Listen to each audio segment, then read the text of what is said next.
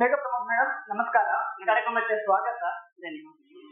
ಈ ಪುಸ್ತಕವನ್ನ ಬರಿಬೇಕು ಅಂತ ಅನ್ಸಿದ್ಯಾಕೆ? ಅದು ಅಹಲ್ಯಾಬಾಯಿ ಹೋಳ್ಕರ್ ಅವರ ಬಗ್ಗೆನೇ ಬರಿಬೇಕು ಅಂತ ಅನ್ಸಿದ್ಯಾಕೆ? ಪುಸ್ತಕ ಬರೆಯೋದಕ್ಕೆ ಪ್ರೇರಣೆ ಏನು ಅಂತ ಹೇಳಿ ಅರುಣ್ ಅವರು ಪ್ರಶ್ನೆಯನ್ನ ಕೇಳಿದ್ದಾರೆ.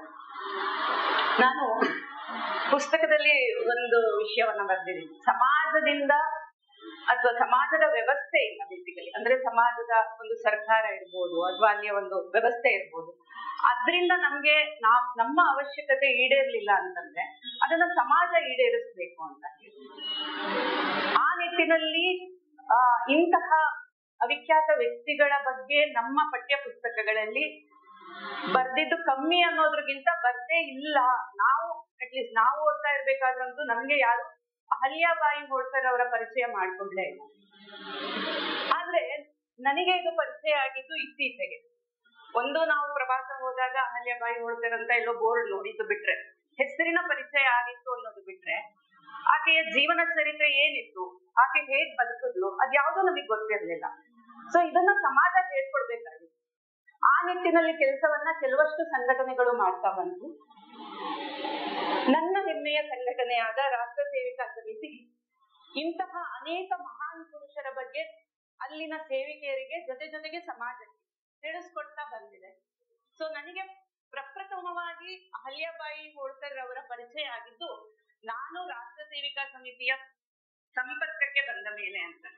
ಸೊ ಇವತ್ತು ಈ ಪುಸ್ತಕ ಏನಿದೆ ಇದು ಜನಮಾನಸಕ್ಕೆ ಇಷ್ಟ ಆಗಿ ಸಮಾಜಕ್ಕೆ ಆಪ್ತ ಆಯ್ತು ಅಂತಂದ್ರೆ ಅದರ ಪೂರ್ಣ ಶ್ರೇಯ ರಾಷ್ಟ್ರ ಸೇವಿಕಾ ಸಮಿತಿಗೆ ಸಲ್ಲಬೇಕು ಅಂತಕ್ಕಂಥದ್ದು ನನ್ನ ಒಂದು ಅಭಿಪ್ರಾಯ. ಸೊ ರಾಷ್ಟ್ರ ಸೇವಿಕಾ ಸಮಿತಿಯಲ್ಲಿ ಒಂದು ಪುಟ್ಟ ಪುಸ್ತಕವನ್ನ ಹೊರತರಲಾಯಿತು. ಸೊ ಅಲ್ಲಿ ನಾನು ಆಕೆಯ ಬಗ್ಗೆ ಓದ್ತಾ ಹೋದಾಗ ಅರೆ ಈ ತರ ಒಬ್ಬ ವ್ಯಕ್ತಿ ಇರೋಕ್ ಸಾಧ್ಯನಾ? ಒಬ್ಬ ಮಹಿಳೆ ಈ ರೀತಿ ಎಲ್ಲ ಬದುಕೋಕೆ ಸಾಧ್ಯನಾ?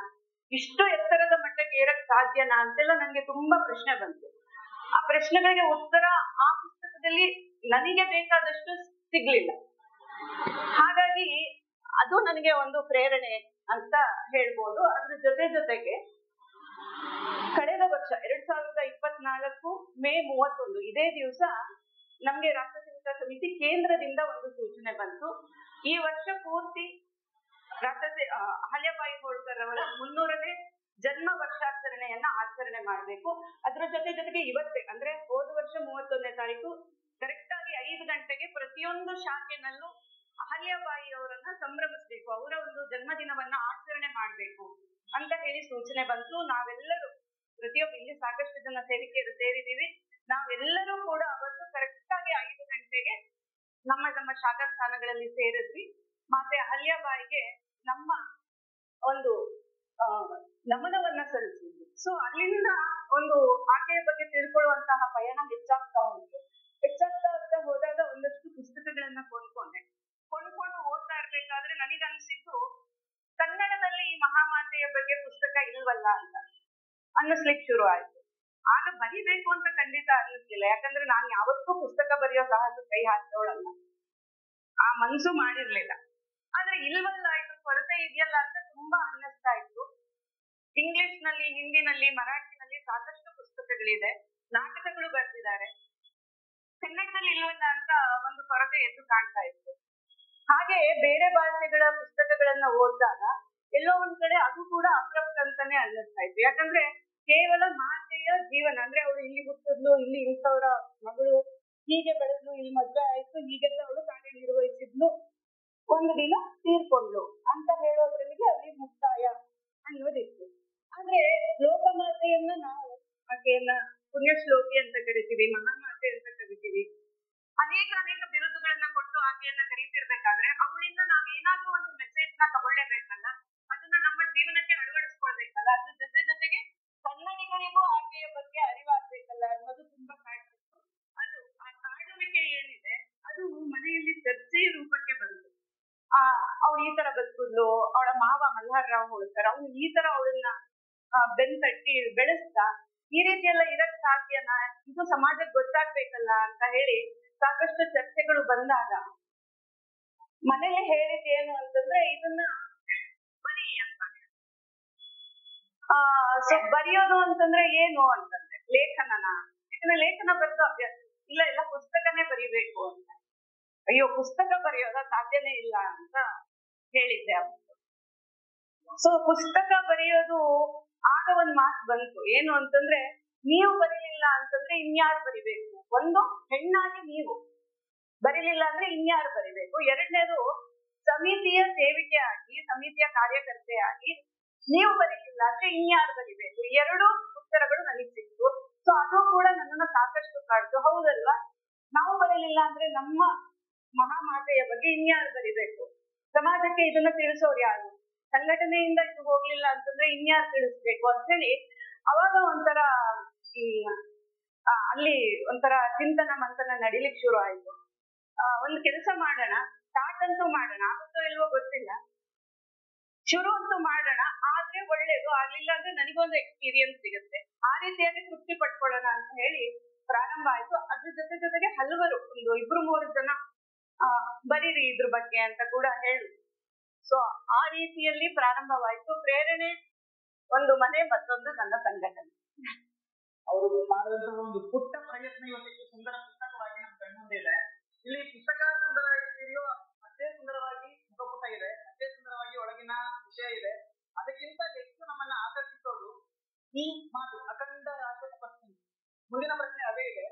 ಅಹಲ್ಯಾಬಾಯಿ ಹೋಳ್ಕರವರಿಗೆ ಅವರ ಕಾಲಘಟ್ಟದಲ್ಲಿ ಸುಮಾರು ಬಿರುದುಗಳಿತ್ತು. ನೀವು ಆಗ್ಲೇ ಹೇಳಿದ್ವಿ, ಪುಣ್ಯಶ್ಲೋಕಿ ಅನ್ನುವಂತಹ ಬಿರುದಿತ್ತು, ಲೋಕಮಾತೆ ಅನ್ನುವಂತಹ ಬಿರುದಿತ್ತು.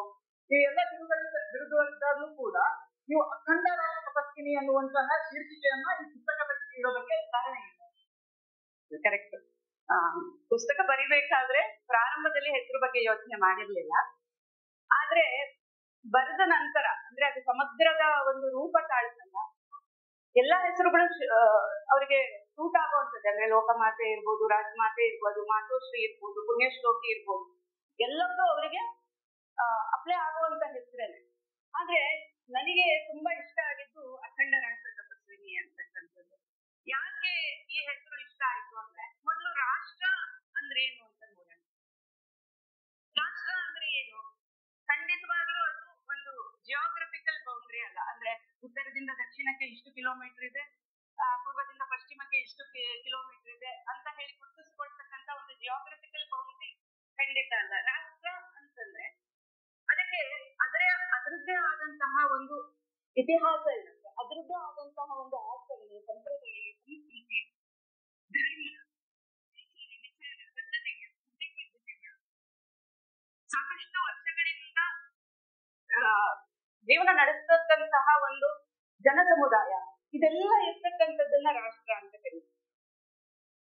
ಅದ್ರ ಜೊತೆಗೆ ಅಖಂಡ ಅಂದ್ರೆ ಏನು ಅಂತಾನು ನೋಡೋಣ. ಅಖಂಡ ಅಂತಂದ್ರೆ ನಾವಿವಾಗ ದೇವಸ್ಥಾನಗಳೆಲ್ಲ ಕೇಳ್ತೀವಿ, ಅಖಂಡ ದೀಪ ಪ್ರಜ್ವಲನೆ ನಡೆಯುತ್ತೆ ಅಂತ ಹೇಳಿ. ಹಾಗಾದ್ರೆ ಅಖಂಡ ಅಂದ್ರೆ ಏನು? ನಿರಂತರವಾಗಿ 24/7 ಆ ದೇವಸ್ಥಾನದಲ್ಲಿ ದೀಪ ಉರಿಯಿತು ಅಂತಕ್ಕಂಥ ಅರ್ಥ ಬರುತ್ತೆ. ಸೊ ಇಲ್ಲಿ ಅಖಂಡ ಅಂತಂದ್ರೆ ಒಂದು ಅರ್ಥದಲ್ಲಿ ನಿರಂತರ ಅಂತ ಹೇಳಿ. ಹಾಗಾಗಿ ಅಹಲ್ಯಾಬಾಯಿ ಹೋಳ್ಕರ್ ಅವರು ರಾಷ್ಟ್ರದ ಒಂದು ಅಖಂಡ ತಪಸ್ವಿನಿನೂ ಆಗಿದ್ದು, ಅಖಂಡ ರಾಷ್ಟ್ರ ತಪಸ್ವಿನಿನೂ ಹೌದು ಅಂತಕ್ಕಂಥದ್ದು ತಪ್ಪಾಗಲ್ಲ ಅಂತ. ಯಾಕೆ ಈ ಮಾತನ್ನ ಹೇಳ್ತೀನಿ ಅಂತಂದ್ರೆ, ಆಕೆ ನಾನಾಗ್ಲೇ ಹೇಳಿದ ಹಾಗೆ ಧರ್ಮಕ್ಕಾಗಿ, ಸಂಸ್ಕೃತಿಗಾಗಿ, ಪರಂಪರೆಯ ಒಂದು ಉಳುವಿಕೆಗಾಗಿ, ಹೀಗೆ ನಾನಾ ರೀತಿಯಲ್ಲಿ ನಾವು ರಾಷ್ಟ್ರವನ್ನ ಏನ್ ಗುರುತಿಸ್ತೀವೋ ಅದರ ಆಮೂಲಾಗ್ರವಾದ ಒಂದು ಅಭಿವೃದ್ಧಿಗಾಗಿ ಶ್ರಮಿಸಿದಂತಹ ಒಬ್ಬ ದಿಟ್ಟ ಮಹಿಳೆ ಅಹಲ್ಯಾಬಾಯಿ ಹೋಳ್ಕರ್. ಒಂದು ಪುಟ್ಟ ರಾಜ್ಯದ ಒಬ್ಬ ರಾಣಿಯಾಗಿದ್ಲು. ಅವಳಿಗೆ ಅಲ್ಲಿಯ ರಾಜ್ಯಭಾರ ಸಿಕ್ಕಿತ್ತು. ಸರಿ, ರಾಜ್ಯಭಾರ ಸಿಕ್ತು, ಅದನ್ನ ನೋಡ್ಕೊಂಡು ಅವಳು ಆರಾಮಾಗಿರ್ಬೋದಿತ್ತು. ಅಲ್ಲಿಯ ಒಂದು ಅಭಿವೃದ್ಧಿಯನ್ನು ಅಥವಾ ಅಲ್ಲಿಯ ಒಂದು ಅಕೌಂಟಬಿಲಿಟಿಯನ್ನ ಇಟ್ಕೊಂಡು ಅವಳು ಬದುಕ್ಬೋದಿತ್ತು.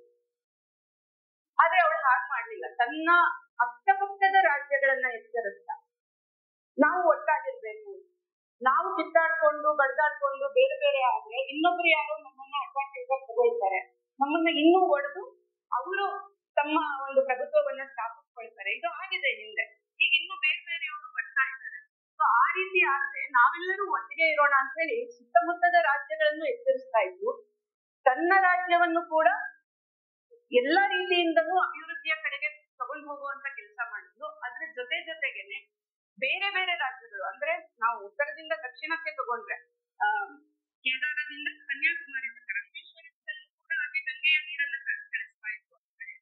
ಸೊ ಹೀಗೆ ಭಾರತದ ಅಖಂಡತೆಯನ್ನ ಮನಸ್ಸಲ್ಲಿ ಇಟ್ಕೊಂಡು ಏನೇನ್ ಅದನ್ನೆಲ್ಲ ನಿಸ್ವಾರ್ಥ ಭಾವದಿಂದ, ಅದು ಕೂಡ ರಾಜ್ಯ ಬೊಕ್ಕಸದ ಹಣವನ್ನ 1 ರೂಪಾಯಿನೂ ಮುಟ್ಟಿದೆ ತನ್ನ ಸ್ವಂತ ಹಣದಿಂದ ಎಲ್ಲಾ ಒಂದು ಕಾರ್ಯಗಳನ್ನ ನೆರವೇರಿಸಿದ್ಲಲ್ಲ, ಅದಕ್ಕಾಗಿ ಅವಳು ಅಖಂಡ ರಾಷ್ಟ್ರ ತಪಸ್ವಿನಿ ಆಗ್ತಾಳೆ. ನಿರಂತರವಾಗಿ ಭಾರತದ ಏಳಿಗೆ, ನಿರಂತರವಾಗಿ ರಾಷ್ಟ್ರದ ಒಂದು ಅಭಿವೃದ್ಧಿ, ಈ ರೀತಿಯಾದಂತಹ ಒಂದು ವ್ಯವಸ್ಥೆಯನ್ನ ಮಾಡ್ತಾ ಬಂದಲ್ಲ, ಒಂದು ಕಾರ್ಯವನ್ನ ಮಾಡ್ತಾ ಬಂದಲ್ಲ ಸಮಾಜಮುಖಿಯಾಗಿ, ಅದಕ್ಕಾಗಿ ಅವಳು ಅಖಂಡ ರಾಷ್ಟ್ರ ತಪಸ್ವಿನಿ ಆಗ್ತಾಳೆ. ಬೇರೆ ಎಲ್ಲಾ ಬಿರುದುಗಳು ಅವಳಿಗೆ ಏನ್ ಬಂದಿದೆ ಅದು ಕೂಡ ಅಷ್ಟೇ ಚೆನ್ನಾಗಿ ಅವಳಿಗೆ ಹೊಂದ್ಕೊಳ್ಳುತ್ತೆ. ಆದ್ರೆ ಅದನ್ನೆಲ್ಲ ಸಮಗ್ರವಾಗಿ ಹಿಡಿದಿಡ್ತಕ್ಕಂಥದ್ದು ನನ್ಗೆ ಇದು ಅಖಂಡ ರಾಷ್ಟ್ರ ತಪಸ್ವಿನಿ ಅಂತ ಅನ್ನಿಸ್ತು. ಹಾಗಾಗಿ ಪುಸ್ತಕಕ್ಕೆ ಈ ಒಂದು ಶೀರ್ಷಿಕೆಯನ್ನ ಇಟ್ಟಿದ್ದೀನಿ. ಪ್ರಾಯಶಃ ನಿಮಗೂ ಎಲ್ಲ ಅದು ಇಷ್ಟ ಆಗತ್ತೆ ಅಂತ ಅನ್ಕೋತಾ ಇದ್ದೀನಿ. ಖಂಡಿತವಾಗಿಯೂ ಪುಸ್ತಕಕ್ಕೊಂದು ಹೆಸರಿಡ್ಬೇಕು ಅನ್ನುವ ಕಾರಣಕ್ಕೆ ಅಖಂಡ ರಾಷ್ಟ್ರ ತಪಸ್ವಿನಿ ಅಂತ ಇಟ್ಟಿದ್ದಲ್ಲ, ಪುಸ್ತಕವನ್ನ ಓದ್ತಾ ಮೊದಲಾಗಿ ನಮಗೆ ಯಾಕೆ ಈ ಹೆಸರನ್ನ ಇಟ್ಟಿದ್ರು ಅನ್ನೋದನ್ನ ಆಗಾಗ ನೆನಪಾಗ್ತಾ ಇದೆ. ಅಷ್ಟರ ಮಟ್ಟಿಗೆ ನಮ್ಮ ಸಾಂಸ್ಕೃತಿಕ ಮತ್ತು ಧಾರ್ಮಿಕ ಉತ್ಥಾನಕ್ಕೆ ಅಹಲ್ಯಾಬಾಯಿ ಹೋಳ್ಕರ್ ಅವರು ಕೊಡುಗೆಯನ್ನು ಕೊಟ್ಟಿದ್ದಾರೆ. ಅದನ್ನು ತುಂಬಾ ಚಂದವಾಗಿ ಪುಸ್ತಕದಲ್ಲಿ ಮೇಡಮ್ ಅವರು ಕಟ್ಕೊಟ್ಟಿದ್ದಾರೆ. ನನ್ನ ಮುಂದಿನ ಪ್ರಶ್ನೆ ಇದಕ್ಕೆ ಹೊಂದಿಕೊಂಡೇ ಇದೆ. ನಾವಿವತ್ತು ಅಹಲ್ಯಾಬಾಯಿ ಹೋಳ್ಕರ್ ಅವರನ್ನ ಸ್ಮರಿಸಿಕೊಳ್ಳೋದು ಅವರು ಮಾಡಿದಂತಹ ಸಾಂಸ್ಕೃತಿಕ ಪುನರುತ್ಥಾನದ ಕಾರಣಕ್ಕಾಗಿ ಮಾತ್ರ. ಹಾಗೆ ಅದನ್ನು ಕೂಡ ನಮ್ಮ ಪಠ್ಯ ಪುಸ್ತಕದಲ್ಲಿ ಎಷ್ಟು ಮಟ್ಟಿಗೆ ಕೊಟ್ಟಿದ್ದಾರೆ ಅಂತ ಹೇಳಿದ್ರೆ ಒಂದು ಶಾಲೆಗೆ ಸೀಮಿತಗೊಳಿಸಿದ್ದಾರೆ. ಇದೆಲ್ಲ ಐತಿಹಾಸಿಕವಾಗಿ ಈ ಕೊಡುಗೆಯನ್ನು ಕೊಟ್ಟಿದ್ದಾರೆ ಆ ಕಾಲಘಟ್ಟದಲ್ಲಿ ಅಂತ ಹೇಳಿ. ಸಾಂಸ್ಕೃತಿಕವಾಗಿ ಮತ್ತು ಧಾರ್ಮಿಕವಾಗಿ ಏನು ಪುನರುತ್ಥಾನ ಈ ದೇಶದಲ್ಲಿ ಮಾಡಬೇಕಾಗಿತ್ತು ಅದನ್ನೇ ಮೇಡಮ್ ಅವರು ತುಂಬಾ ವಿಚಾರವಾಗಿ ಈ ಪುಸ್ತಕದಲ್ಲಿ ಕೊಟ್ಟಿದ್ದಾರೆ. ಪ್ರಮುಖ ನಂತರ ಅದು ಒಂದಾಗಿದೆ. ಸೊ ಅದರ ಕುರಿತಾಗಿ ವಿಚಾರವಾಗಿ ತಿಳಿಸ್ಕೊಡ್ಬೇಕು ಅಂತ ಹೇಳಿ ಮೇಡಮ್ ಅವರನ್ನ ಕೇಳ್ಕೊಳ್ತಾರೆ. ಸಾಂಸ್ಕೃತಿಕ ಮತ್ತು ಧಾರ್ಮಿಕ ಪುನರುತ್ಥಾನ. ಈಗ ಸಾಂಸ್ಕೃತಿಕ ಅಂತಂದ್ರೆ ನಾವು ಏನೇನೆಲ್ಲ ಪಟ್ಟಿ ಮಾಡ್ತಾ ಹೋಗ್ಬೋದು ಅಂತ. ಸಾಂಸ್ಕೃತಿಕ ಅಂತಂದ್ರೆ ನಾವು ಯಾವ್ದಾವ್ದನ್ನೆಲ್ಲ ನಮ್ಮ ಶ್ರದ್ಧಾಭಾಗವಾಗಿ ಕಾಣ್ತೀವಿ. ನಮ್ಗೆ ಗೋವು ಶ್ರದ್ಧೆ, ನಮ್ಗೆ ತುಳಸಿಯು ಶ್ರದ್ಧೆ, ಗಂಗೆ ನಮ್ಗೆ ತುಂಬಾ ಶ್ರದ್ಧಾಪೂರ್ವಕವಾದಂತಹ ಒಂದು ನದಿ. ಎಲ್ಲಾ ನದಿಗಳು ಹೌದು. ಅದ್ರ ಜೊತೆ ನಾವು ಅನೇಕ ವಿಷಯಗಳನ್ನ ಹೇಳ್ತಾ ಬರ್ತೀವಿ. ಅತಿಥಿ ದೇವೋಭವ, ಮಾತೃ ದೇವೋಭವ, ಪಿತೃದೇವೋಭವ, ಆಚಾರ್ಯ ದೇವೋಭವ, ಹೀಗೆ ನಾವು ಪಟ್ಟಿ ಮಾಡ್ತಾ ಹೋಗ್ತೀವಿ. ನಮ್ಮ ಸಾಂಸ್ಕೃತಿಕ ಭಾಗ ಅಂತ ನಾವು ತಗೊಂತಾ ಹೋಯ್ತು ಅಂತಂದ್ರೆ ಆ ಎಲ್ಲಾ ವಿಷಯಗಳಿಗೂ ಈಕೆ ಕಾಂಟ್ರಿಬ್ಯೂಟ್ ಮಾಡ್ತಾರೆ. ಯಾವ್ದು ಒಂದನ್ನ ಬಿಟ್ಟಿದ್ದಾಳೆ ಅಂತ ನಾವು ಹೇಳಕ್ಕಾಗಲ್ಲ. ಪ್ರತಿಯೊಂದು ಅನ್ಯ ಜೀವಿಯಲ್ಲೂ ಭಗವಂತನನ್ನ ಕಾಣಿ ಅಂತ ನಾವು ಭಾರತೀಯರಾದಂತಹ ನಮ್ಮ ಸಂಸ್ಕೃತಿ ಹೇಳ್ತಾ ಹೋಗುತ್ತೆ. ಆ ಎಲ್ಲಾ ವಿಷಯಗಳನ್ನು ತಾನು ಗ್ರಹಿಸಿಕೊಂಡು ಅವಳು ಅದನ್ನೆಲ್ಲ ಓದಿ ಪಾರಾಯಣ ಮಾಡಿ ಅದನ್ನ ಜೀವನದಲ್ಲಿ ಅನುಸಂಧಾನ ಮಾಡ್ಕೊಂಡಲ್ಲ, ಅದು ತುಂಬಾ ವಿಶೇಷವಾದಂಥದ್ದು. ಒಂದೊಂದಕ್ಕೂ ಉದಾಹರಣೆ ನೋಡ್ತಾ ಹೋಯ್ತು ಅಂತಂದ್ರೆ, ನಾವು ಗೋವು ಅಂತೀವಿ. ಗೋವನ್ನ ಆಕೆ ಎಷ್ಟು ಪ್ರೀತಿಸಿದ್ಲು ಅಂತಂದ್ರೆ, ಅದು ಅವಳ ಜೊತೆ ಎಷ್ಟು ಬಾಂಧವ್ಯ ಇತ್ತು ಅಂತಂದ್ರೆ, ಅವಳು ಒಂದು ಹಸುವನ್ನ ಸಾಕಿರ್ತಾಳೆ, ಶ್ಯಾಮ ಅಂತ ಅದಕ್ಕೆ ಹೆಸರು. ಅವಳು ತೀರ್ಕೊಂಡ ದಿನ ಆ ಶ್ಯಾಮ ಕೂಡ ಸತ್ತಳು. ಅಲ್ಲಿ ನಾವು ಯೋಚನೆ ಮಾಡ್ಬೇಕು, ಅವಳು ಗೋವಿನ ಜೊತೆ ಎಷ್ಟು ಒಂದು ಆತ್ಮೀಯ ಬಾಂಧವ್ಯವನ್ನ ಹೊಂದಿದ್ಲು ಅಂತ. ಇನ್ನು ಮಾತೃದೇವೋಭವದ ಬಗ್ಗೆ ನಾವು ಹೇಳೋದೇ ಬೇಡ. ಇಡೀ ರಾಷ್ಟ್ರವನ್ನ, ಇಡೀ ಭೂಮಿಯನ್ನ ನಾವು ಮಾತೃ ಸ್ವರೂಪಿ ಅಂತ ಸ್ವೀಕಾರ ಮಾಡ್ತೀವಿ. ಅದನ್ನ ಅವಳು ಕೂಡ ಅಷ್ಟೇ ಒಂದು ಶ್ರೇಷ್ಠ ಭಾವದಿಂದ ಸ್ವೀಕಾರ ಮಾಡಿ ಅದಕ್ಕೋಸ್ಕರ ಏನೇನ್ ಮಾಡ್ಬೇಕು ಅದನ್ನೆಲ್ಲ ಮಾಡಿದ್ವಿ. ಇನ್ನು ಅನ್ಯ ಜೀವಿಗಳಲ್ಲೂ ಭಗವಂತನನ್ನ ಕಾಣಿ ಅಂತ ನಾವು ಹೇಳ್ತೀವಿ. ಕೇವಲ ಮನುಷ್ಯ ಅಲ್ಲ, ಪ್ರತಿಯೊಂದು ಜೀವಿಯಲ್ಲೂ ಭಗವಂತನ ಸ್ವರೂಪ, ಭಗವಂತನ ಅಂಶ ಇದೆ ಅಂತಕ್ಕಂಥದ್ದು ಭಾರತೀಯರ ಒಂದು ನಂಬಿಕೆ. ಅದು ಹೌದು ಕೂಡ. ಇವಳು ಅದಕ್ಕೋಸ್ಕರ ಏನ್ ಮಾಡಿದ್ಲು, ಅಹಲ್ಯಾಬಾಯಿ ಹೋಳ್ಕರ್ ಅವರು ಏನ್ ಮಾಡಿದ್ಲು ಅಂತ ಹೇಳಿ ನಮಗೆ ಪ್ರಶ್ನೆ ಬರುತ್ತೆ. ಅವಳು ನರ್ಮದಾ ನದಿ ತೀರದಲ್ಲಿ ಅವಳ ಸಾಮ್ರಾಜ್ಯ ಇದ್ದಂಥದ್ದು. ಅಲ್ಲಿ ಪ್ರತಿದಿನ ಬೆಳಗ್ಗೆ ಬ್ರಾಹ್ಮಣರೆಲ್ಲರೂ ಸೇರಿ ಮಣ್ಣಿನಿಂದ ಶಿವಲಿಂಗನ ನಿರ್ಮಾಣ ಮಾಡ್ಬೇಕು ಅಂತ ಇರುತ್ತೆ. ಅವಳೇ ಅದನ್ನ ಕೆಲಸ ಕೊಟ್ಟಿರ್ತಾಳೆ, ಈ ಕೆಲಸವನ್ನ ನೀವು ಮಾಡ್ಬೇಕು. ಕೇವಲ ಶಿವಲಿಂಗವನ್ನ ಮಾಡುವಂತದ್ದಲ್ಲ, ಅದ್ರ ಜೊತೆಗೆ ವೇದ ಮಂತ್ರಗಳ ಘೋಷಣೆಯನ್ನ ಮಾಡ್ತಾ ನೀವು ಶಿವಲಿಂಗವನ್ನ ಮಾಡ್ಬೇಕು ಅಂತ ಹೇಳಿ. ಯಾಕೆ ಆತರ ಮಾಡ್ಬೇಕು ಅಂತಂದ್ರೆ, ಒಂದು ಪ್ರಕೃತಿಯಲ್ಲಿ ಒಂದು ಪಾಸಿಟಿವ್ ವೈಬ್ ತುಂಬಿಕೊಳ್ಬೇಕು. ಎರಡನೇದು ಸುತ್ತಮುತ್ತ ಇರ್ತಕ್ಕಂತಹ ಪ್ರಜೆಗಳು ಪ್ರತಿದಿನ ವೇದ ಮಂತ್ರವನ್ನ ಕೇಳಬೇಕು. ಅದ್ರ ಮೂಲಕ ಅವರಲ್ಲಿ ಯಾವತ್ತೂ ಬೇರೆ ವಿಚಾರಗಳು ಬರಬಾರ್ದು, ಅವರಲ್ಲಿ ಸದಾಕಾಲ ಸಾತ್ವಿಕ ಭಾವನೆಯೇ ತುಂಬಿರ್ಬೇಕು ಅಂತಕ್ಕಂಥದ್ದು. ಇದು ಒಂದು ರೀತಿಯ ಉದಾಹರಣೆ. ಎರಡನೇದು ಏನ್ ಮಾಡಿದಾಳೆ ಅಂತಂದ್ರೆ, ಈ ಶಿವಲಿಂಗವನ್ನ ನಿರ್ಮಾಣ ಮಾಡ್ತಿದ್ರಲ್ಲ, ಅದರಲ್ಲಿ ಒಂದು ಸಣ್ಣ ಗೂಡುಗಳನ್ನ ಮಾಡಿಸ್ತಾ ಇದ್ರು. ಯಾಕೆ ಮಾಡಿಸ್ತಾ ಇದ್ಲು ಅಂತಂದ್ರೆ, ಅದ್ರೊಳಗೆ ಪುಟ್ಟ ಪುಟ್ಟ ಅಕ್ಕಿಯ ಗಂಟುಗಳನ್ನ ಮಾಡಿ ಇಡಿಸ್ತಾ ಇದ್ರು. ಯಾಕೆ ಇಡಿಸ್ತಾ ಇದ್ಲು? ಆ ಶಿವಲಿಂಗವನ್ನ ಅವರು ಪ್ರತಿದಿನ ಅಷ್ಟು ಶಿವಲಿಂಗವನ್ನ ನೀರಿನಲ್ಲಿ ವಿಸರ್ಜನೆ ಮಾಡ್ಬೇಕು ಕಡೆಯದಾಗಿ. ಮಾಡಿದಾಗ ಒಳಗೆ ಜಲಚರಗಳು ಇರ್ತಿದ್ವಲ್ಲ, ಮೀನು ಇತ್ಯಾದಿ ಜಲಚರಗಳು, ಅವುಗಳಿಗೆ ಒಂದು ಆಹಾರ ಬೇಕಲ್ಲ ಪ್ರತಿದಿನ. ಸೊ ಈ ಅಕ್ಕಿಯ ಗಂಟು ಅವುಗಳಿಗೆ ಆಹಾರ ಆಗ್ತಾ ಇತ್ತು ಅಂತ ನೋಡಿ. ಎಷ್ಟರ ಮಟ್ಟಿಗೆ ಅಂದ್ರೆ ಅವಳು ಕೇವಲ ಪ್ರಜಾಪತಿ ಅಂದ್ರೆ ಕೇವಲ ತನ್ನ ಪ್ರಜೆಗಳು ಮಾತ್ರ ಅಲ್ಲ, ಅಲ್ಲಿ ಇರ್ತಕ್ಕಂತಹ ಜೀವಿಗಳ ಬಗ್ಗೆನೂ ಕೂಡ ಆಕೆ ಯೋಚನೆ ಮಾಡಿದ್ಲು ಅಂತ. ಭಗವಂತನನ್ನ ಕಾಣುವುದು ಅಂತಂದ್ರೆ ಇದೆ ಅಲ್ವಾ, ನಾವು ಎಲ್ಲರನ್ನೂ ಸಮಾನವಾಗಿ ಸ್ವೀಕಾರ ಮಾಡ್ಬೇಕು, ಎಲ್ಲರಲ್ಲೂ ಭಗವಂತನಿದ್ದಾನೆ ಅಂತಕ್ಕಂಥದ್ದನ್ನ ಕಾಣ್ಬೇಕು ಅಂತ. ಸೊ ಇನ್ನು ಮುಂದೆ ಹೋಗಿ ಹೇಳೋದಾಯ್ತು ಅಂತಂದ್ರೆ ಗಂಗೆ ಅವಳಿಗೆ ಎಷ್ಟು ಪೂಜನೀಯ ಅಂತಂದ್ರೆ ಪ್ರತಿದಿನ ಅವಳ ಅರಮನೆಯಲ್ಲಿ ವಿಶಾಲವಾದ ಒಂದು ಪೂಜಾ ಮಂದಿರ ಇತ್ತು. ನಾವಿವತ್ತು ಮಹೇಶ್ವರಕ್ಕೆ ಹೋದ್ರೆ ಅದನ್ನ ನೋಡಬಹುದು. ಅಲ್ಲಿ ಸಾಕಷ್ಟು ಶಿವಲಿಂಗಗಳು ಹಾಗೂ ಅನ್ಯಾನ್ಯ ದೇವತೆಗಳ ವಿಗ್ರಹಗಳಿತ್ತು. ಪ್ರತಿದಿನ ಅದಕ್ಕೆ ಪೂಜೆ, ಅಭಿಷೇಕ ಇತ್ಯಾದಿಗಳಾಗ್ತಾ ಇತ್ತು. ಗಂಗೆಯ ನೀರಿನಿಂದ ಅಭಿಷೇಕ ನಡೀತಾ ಇತ್ತು. ಸೊ ಅವಳಿಗೆ ಏನಿಸ್ತು, ಗಂಗೆ ನನಗೆ ಇಷ್ಟು ಪಾವಿತ್ರ್ಯತೆಯನ್ನ ನಾನು ಅನ್ಕೊಂಡಿದ್ದೀನಿ ಅಂತಂದ್ಮೇಲೆ ಭಾರತದ ಪ್ರತಿಯೊಬ್ಬ ಪ್ರಜೆಯಲ್ಲೂ ಗಂಗೆಯ ಬಗ್ಗೆ ಇಷ್ಟೇ ಒಂದು ಶ್ರದ್ಧಾಭಾವ ಇರುತ್ತೆ ಅಲ್ವಾ. ಹಾಗಾದ್ರೆ ಅವರು ಗಂಗೆ ನೀರಿಗೆ ಏನ್ ಮಾಡ್ಬೇಕು? ಪ್ರತಿಯೊಬ್ರು ಕಾಶಿಗೋ ಹರಿದ್ವಾರಕ್ಕೋ ಹೋಗಿ ಗಂಗೆಯನ್ನ ಹುಟ್ಟಿ ಸ್ನಾನ ಮಾಡೋದಕ್ಕಾಗಲ್ಲ. ಹಾಗಾದ್ರೆ ಅವಳು ಏನ್ ಮಾಡ್ತಾಳೆ ಅಂತಂದ್ರೆ ಪ್ರತಿ ವರ್ಷ ಶಿವರಾತ್ರಿಯ ದಿನ ಭಾರತದ ಉತ್ತರದಲ್ಲೂ ಗಂಗೆಯ ನೀರನ್ನ ಹಚ್ಚೋ ಕೆಲಸವನ್ನ ಮಾಡ್ತಾರೆ. ಅದು ರಾಮೇಶ್ವರಕ್ಕೆ ಹೋಗುತ್ತೆ, ಕೇರಳಕ್ಕೆ ಹೋಗುತ್ತೆ, ತಮಿಳುನಾಡಿಗೆ ಹೋಗುತ್ತೆ, ತಿರುಪತಿ ತಿಮ್ಮಪ್ಪನ ಒಂದು ಸ್ಥಾನಕ್ಕೂ ಹೋಗುತ್ತೆ, ಮೈಸೂರಿಗೆ ಬರುತ್ತೆ, ಕಂಚಿಗೆ ಹೋಗುತ್ತೆ, ಕರ್ನಾಟಕದ ಗೋಕರ್ಣಕ್ಕೆ ಹೋಗುತ್ತೆ.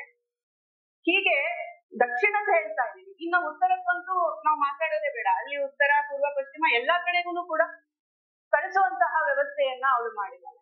ಸೊ ನಾವು ಇಲ್ಲಿ ಯಾಕೆ ಈ ವಿಷಯಗಳನ್ನ ಹೇಳ್ತಾ ಇದ್ದೀವಿ ಅಂತಂದ್ರೆ, ಅಹಲ್ಯಾಬಾಯಿ ಹೋಳ್ಕರ್ ಅಂದ ತಕ್ಷಣ ನಮಗ್ ನೆನಪಾಗೋದು ಇಂತಿಂತ ದೇವಸ್ಥಾನಗಳ ಪುನರುತ್ಥಾನಕ್ಕೆ ಆಕೆ ಕೊಡುಗೆಯನ್ನು ಕೊಟ್ಲು ಅಂತ ಹೇಳಿ. ಆದ್ರೆ ನಮಗ್ ಗೊತ್ತಿಲ್ಲದೆ ಇರೋ ವಿಷಯಗಳು ಇನ್ನೂ ಸಾಕಷ್ಟು ಇದೆ. ಅದನ್ನ ಈ ಪುಸ್ತಕದಲ್ಲಿ ನಾನು ತಿಳಿಸೋ ಪ್ರಯತ್ನ ಮಾಡಿದೀನಿ. ಗೊತ್ತಿಲ್ಲದೆ ಇರ್ತಕ್ಕಂತಹ ವಿಷಯ, ನಮ್ಮ ಸಾಂಸ್ಕೃತಿಕ ಹಾಗೂ ಧಾರ್ಮಿಕ ಪುನರುತ್ಥಾನಕ್ಕೆ ಆಕೆ ಈ ತರದೆಲ್ಲ ಕೊಡುಗೆಯನ್ನ ಅಂದ್ರೆ ನಾವು ಯೋಚನೆ ಮಾಡಕ್ಕೆ ಸಾಧ್ಯ ಇಲ್ಲ. ಇವತ್ತು ನಾವು ಯಾವ್ದಾದ್ರು ಸಂಸ್ಥಾನದ ರಾಜರನ್ನ ಮಾತಾಡಿಸಿ ನೀವು ಇವತ್ತು ಗಂಗೆಯ ನೀರನ್ನ ದೇಶಾದ್ಯಂತ ಹಂಚಿ ಅಂತ ಹೇಳಿದ್ರೆ ಅದು ಎಷ್ಟು ಕಷ್ಟಕರವಾದ ವಿಷಯ ಆಗಬಹುದು. ಮೊದಲನೇದಾಗಿ ಒಪ್ಕೋತಾರ, ಒಪ್ಕೊಂಡ್ಮೇಲೆ ಅದಕ್ಕೆ ಏನೇನೆಲ್ಲ ತೊಂದರೆ, ಆತಂಕ, ಅಡ್ಡಿಗಳು ಬರ್ಬಹುದು, ಯಾರ್ಯಾರು ಏನೇನ್ ಮಾತಾಡ್ಬಹುದು, ಉತ್ತರದ ಗಂಗೆ ಯಾಕ್ಬೇಕು, ದಕ್ಷಿಣದ ಕಾವೇರಿನೇ ಇಲ್ವಾ, ಈ ರೀತಿಯ ಮಟ್ಟದ ಪ್ರಶ್ನೆದಂತ ನಮ್ಮನ್ನ ಕಾಡ್ಬೋದು. ಸೊ ಅಂತದ್ರಲ್ಲಿ ಒಬ್ಬ ಮಧ್ಯಪ್ರದೇಶದ ಒಂದು ಸಣ್ಣ ಪ್ರಾಂತ್ಯದ ಒಬ್ಬ ರಾಣಿ ಭಾರತವನ್ನ ಒಗ್ಗೂಡಿಸ್ಲಿಕ್ಕೆ ಸಾಂಸ್ಕೃತಿಕವಾಗಿ, ಧಾರ್ಮಿಕವಾಗಿ, ಆಧ್ಯಾತ್ಮಿಕವಾಗಿ ನಮ್ಮನ್ನ ಒಂದು ಸೂತ್ರದಲ್ಲಿ ಬೆಸೆದಿಟ್ಲಲ್ಲ, ಅದು ಇಂದಿನ ಸಮಾಜಕ್ಕೆ ತಿಳಿಬೇಕಾದಂತಹ ವಿಷಯ. ಸೊ ಹಾಗಾಗಿ ಇದು ಸಾಂಸ್ಕೃತಿಕವಾಗಿ ಕೂಡ ಧಾರ್ಮಿಕವಾಗಿ ಕೂಡ ಎರಡೂ ವಿಷಯದಲ್ಲಿ ಅವಳು ಕೊಟ್ಟಂತಹ ಒಂದು ಅದ್ಭುತವಾದಂತಹ ಕೊಡುಗೆ ಅಂತಂದ್ರೆ ತಪ್ಪಾಗಲ್ಲ. ಇಷ್ಟೊತ್ತು ನಾನು ಪ್ರಶ್ನೆಗಳನ್ನ ಕೇಳ್ತಿದ್ದೆ, ಈಗಲೂ ಕೂಡ ಮತ್ತೊಂದು ಪ್ರಶ್ನೆಯನ್ನ ಕೇಳ್ತೇನೆ. ಒಂದು ಪ್ರಶ್ನೆ ಕೇಳಿದ ನಂತರ ನೀವು ಕೂಡ ಪ್ರಶ್ನೆಗಳನ್ನ ಕೇಳಬಹುದು. ನನ್ನ ಮುಂದಿನ ಪ್ರಶ್ನೆ ಏನಂತ ಕೇಳಿದ್ರೆ, ಒಂದು ಅಹಲ್ಯಾಬಾಯಿ ಹೋಳ್ಕರ್ ಅವರ ಜೀವನದ ಐತಿಹಾಸಿಕ ಘಟ್ಟಗಳನ್ನ ನೋಡ್ತಾ ಹೋದ್ರೆ ನಾವು 1710ಕ್ಕೆ ಔರಂಗಜೇಬನ ಅಂತ್ಯದ ನಂತರ ಮೊಘಲ್ ಸಾಮ್ರಾಜ್ಯ ಅವನತಿ ಹಂತಕ್ಕೆ ಹೋಗುತ್ತೆ. ಅಹಲ್ಯಾಬಾಯಿ ಹೋಳ್ಕರ್ ಅವರು ಜನಿಸಿದ್ದು 1725ರಲ್ಲಿ. 1757ರಲ್ಲಿ ಬ್ಯಾಟಲ್ ಆಫ್ ಪ್ಲಾಜಿಯ ನಂತರ ಬ್ರಿಟಿಷರು ತಮ್ಮ ರಾಜಕೀಯ ಅಸ್ತಿತ್ವವನ್ನ ಗಳಿಸ್ತಾರೆ. ಈ ಕಾಲಘಟ್ಟದಲ್ಲೇ ಪೋರ್ಚುಗೀಸರಾಗಿರ್ಬಹುದು, ಡಚ್ಚರಾಗಿರ್ಬಹುದು, ಇನ್ನಿತರ ಭಾರತೀಯರು ಈ ರಾಷ್ಟ್ರದ ಮೇಲೆ ತಮ್ಮ ಅಸ್ತಿತ್ವವನ್ನ ಅಥವಾ ತಮ್ಮ ಆಡಳಿತವನ್ನ ರೂಢಿಸಬೇಕು ಅಂತ ನಾವು ಆಳ್ಬೇಕು ಅನ್ನುವಂಥ ಮಾನಸಿಕತೆಗೆ ಬಂದಿದ್ರು. ಈ ಎಲ್ಲಾ ಸನ್ನಿವೇಶಗಳ ಸಂದರ್ಭದಲ್ಲಿ ಅಹಲ್ಯಾಬಾಯಿ ಹೋಳ್ಕರ್ ಅವರು ಒಬ್ಬ ರಾಣಿಯಾಗಿ ಅವರಿಗೆ ತಮ್ಮ ಅದರ ಅರಿವಿತ್ತು, ಪಕ್ವದ ಅರಿವಿತ್ತು, ನಮ್ಮ ರಾಜ್ಯ ಏನು ಅನ್ನೋದರ ಅರಿವಿತ್ತು. ಅದ್ರ ಜೊತೆಗೆ ಈ ಶತ್ರುಗಳನ್ನ ಅರಿತಿದ್ರ, ಹೇಗೆ ಅರಿತಿದ್ರು, ಶತ್ರು ಬೋಧೆ ಅನ್ನುವಂಥದ್ದು ಅಹಲ್ಯಾಬಾಯಿ ಹೋಳ್ಕರ್ ಅವರಿಗೆ ಹೇಗಿತ್ತು ಅನ್ನೋದನ್ನ ಉತ್ತರದಲ್ಲಿ ತಿಳಿಸಿದ್ದಾರೆ. ಅದು ಸ್ವಲ್ಪ ಸಂಕ್ಷಿಪ್ತವಾಗಿ ಮುಗಿಸ್ಕೊಳ್ಬೇಕಾಗಿ ಖಂಡಿತ ತುಂಬಾ ಸ್ಪಷ್ಟವಾಗಿ ಅವಳಿಗೆ ಶತ್ರುಗಳ ಬಗ್ಗೆ ಒಂದು ಅರಿವಿತ್ತು. ಇನ್ನ ಹೇಳ್ಬೇಕಂದ್ರೆ ಇವತ್ತಿಗೂ ನಮಗೆ ಅರಿವಿಲ್ವೇನೋ ಅಂತ ಹೇಳ. ಯಾಕೆ ಹೇಳ್ತಾ ಇದ್ದೀನಿ ಅಂತಂದ್ರೆ 2014ರಲ್ಲಿ ಗಣರಾಜ್ಯೋತ್ಸವದ ದೆಹಲಿಯಲ್ಲಿ ನಡೆತಕ್ಕಂತಹ ಗಣರಾಜ್ಯೋತ್ಸವದ ಟ್ಯಾಬ್ಲೋನಲ್ಲಿ ನಾವು ಕರ್ನಾಟಕದಿಂದ ಕೊಡಿಸ್ಕೊಟ್ಟಂತಹ ಟ್ಯಾಬ್ಲೋ ವಿಷಯ ಏನಿತ್ತು? ಯಾರಿಗಾದ್ರೂ ನೆನಪಿದ್ಯಾ?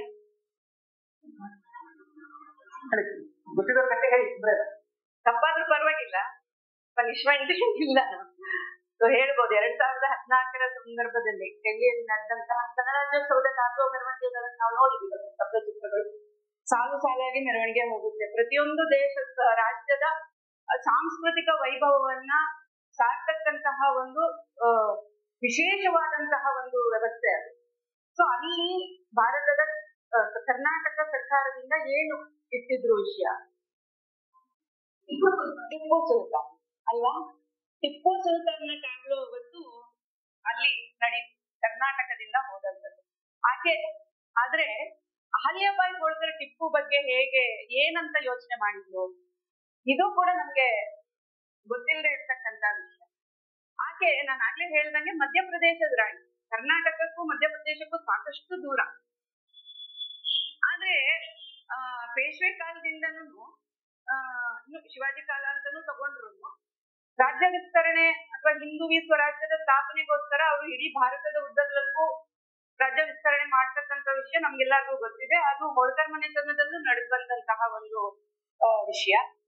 ತುಕೋಜೆ ಹೋಳ್ಕರ್ ಅಂತ ಮಲ್ಲಾರಾವ್ ಹೋಳ್ಕರ್ ದತ್ತು ಪುತ್ರ. ಅವನು ಸೇನಾಧಿಪತಿ ಆಗಿರ್ತಾನೆ. ಅಹಲ್ಯಾಬಾಯಿ ಹೋಳ್ಕರ್ ಅವರು ರಾಜ್ಯದ ಜವಾಬ್ದಾರಿಯನ್ನು ಸ್ವೀಕಾರ ಮಾಡ್ತಾರೆ. ಸೇನಾಪತಿಯಾಗಿ ಇವನು ತುಕೋಜಿ ಹೋಳ್ಕರ್ ಜವಾಬ್ದಾರಿಯನ್ನು ವಹಿಸ್ಕೊಳ್ತಾನೆ. ಇವನು ಕರ್ನಾಟಕದ ಕಡೆಗೆ ಬಂದಿರ್ತಾನೆ. ಸೊ ಬಂದಾಗ ಅಹಲ್ಯಾಬಾಯಿ ಹೇಳ್ತಾಳೆ ಟಿಪ್ಪು ಸುಲ್ತಾನ್ ಹೇಗಿದ್ದಾನೆ ಅಂತಕ್ಕಂಥದ್ದು. ಟಿಪ್ಪು ವಿಶ್ವಾಸ ಪಾತ್ರನೆಂದು ನಂಬಬೇಡ. ನಿನ್ನ ಬಳಿ ಇರುವ ಕಾಗದ ಪತ್ರಗಳನ್ನು ಕಾಪಾಡಿಕೊ. ಯಾವುದೇ ಆಮಿಷಗಳಿಗಾಗಲಿ ಆಸೆಗಳಿಗಾಗಲಿ ಒತ್ತಡಗಳಿಗಾಗಲಿ ಒಳಗಾಗಬೇಡ. ನಮ್ಮ ಪ್ರತಿಷ್ಠೆಗೆ ಕುಂದು ತರುವಂತಹ ಯಾವುದೇ ಪರಿಸ್ಥಿತಿಗೂ ಸಿಲುಕಿಕೊಳ್ಳಬೇಡ. ವಿಪರ್ಯಾಸ ನೋಡಿ, ಅಲ್ಲೆಲ್ಲೋ ಇದ್ದಂತಹ ಹೆಣ್ಣುಮಗಳಿಗೆ ಟಿಪ್ಪು ಏನು ಅಂತ ಕಂಪ್ಲೀಟ್ ಕ್ಲಾರಿಟಿ ಇತ್ತು. ಆದ್ರೆ ಕರ್ನಾಟಕ, ಬೆಂಗಳೂರು ಅಂತ ತಗೊಳ್ಳೋಣ, ಇಲ್ಲಿ ನಮ್ಮ ಎಲ್ಲ ಆಡಳಿತ ವರ್ಗದವರೆಲ್ಲ ಇಲ್ಲಿ ಇರ್ತಾರೆ. ಮೈಸೂರಿನಲ್ಲಿ ಇದ್ದಂತಹ ಟಿಪ್ಪು ನಾವ್ಯಾಕೆ ಅವನನ್ನ ಗ್ರಹಿಸೋದ್ರಲ್ಲಿ ಸೋತ್ವಿ ಅಂತ.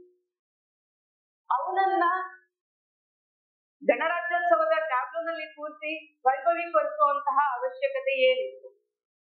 ಶ್ರೀರಂಗಪಟ್ಟಣದಲ್ಲೋ ಅಥವಾ ಕೇರಳದ ಮಲಬಾರ್ನಲ್ಲೋ ಹಿಂದೂಗಳ ಮಾರಣ ಹೋಮವನ್ನು ನಡೆಸಿದಂತಹ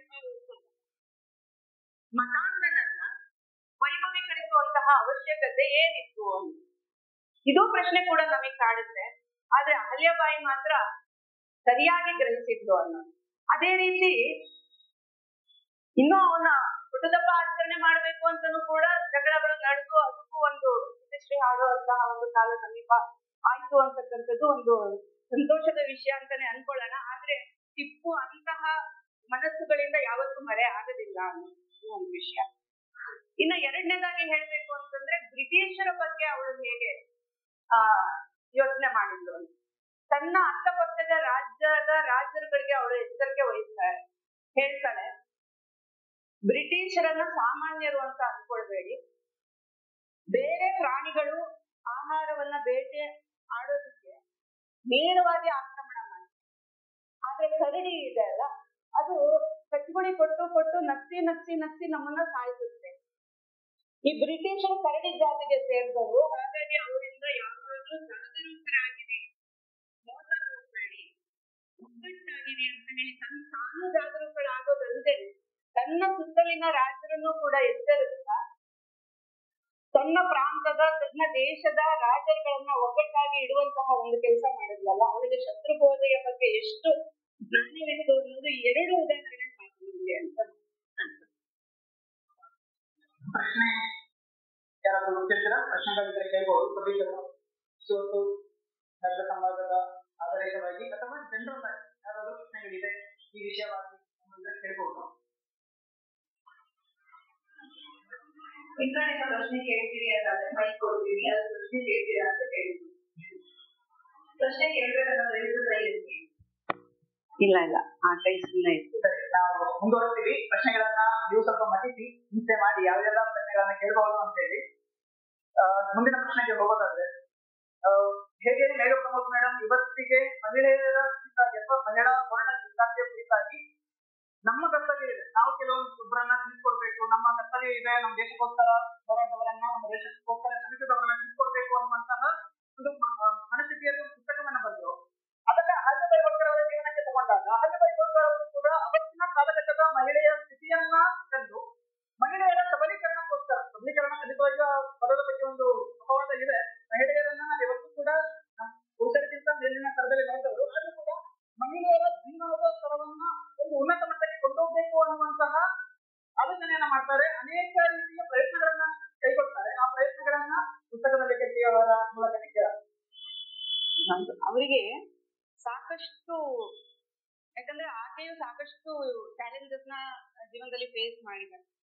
ಸೊ ಹಾಗಾಗಿ ಅವಳಿಗೆ ಸಂಪೂರ್ಣ ಅರಿವಿತ್ತು ಮಹಿಳೆಯರ ಅಂದಿನ ಪರಿಸ್ಥಿತಿ ಹೇಗಿತ್ತು ಅಂತ. ಇವತ್ತು ನಾವು ಈ ಒಂದು ಕಾಲಘಟ್ಟದಲ್ಲಿ ನಿಂತ್ಕೊಂಡು ಅವತ್ತನ್ನ ಗ್ರಹಿಸೋದು ಕಷ್ಟ ಆಗ್ಬೋದು, ಆದ್ರೆ ಒಂದು ಹಂತಕ್ಕೆ ನಾವು ಯೋಚನೆ ಮಾಡ್ಕೊಳ್ಬಹುದು. ಭಾರತೀಯರ ನಿರಂತರ ದಾಳಿ,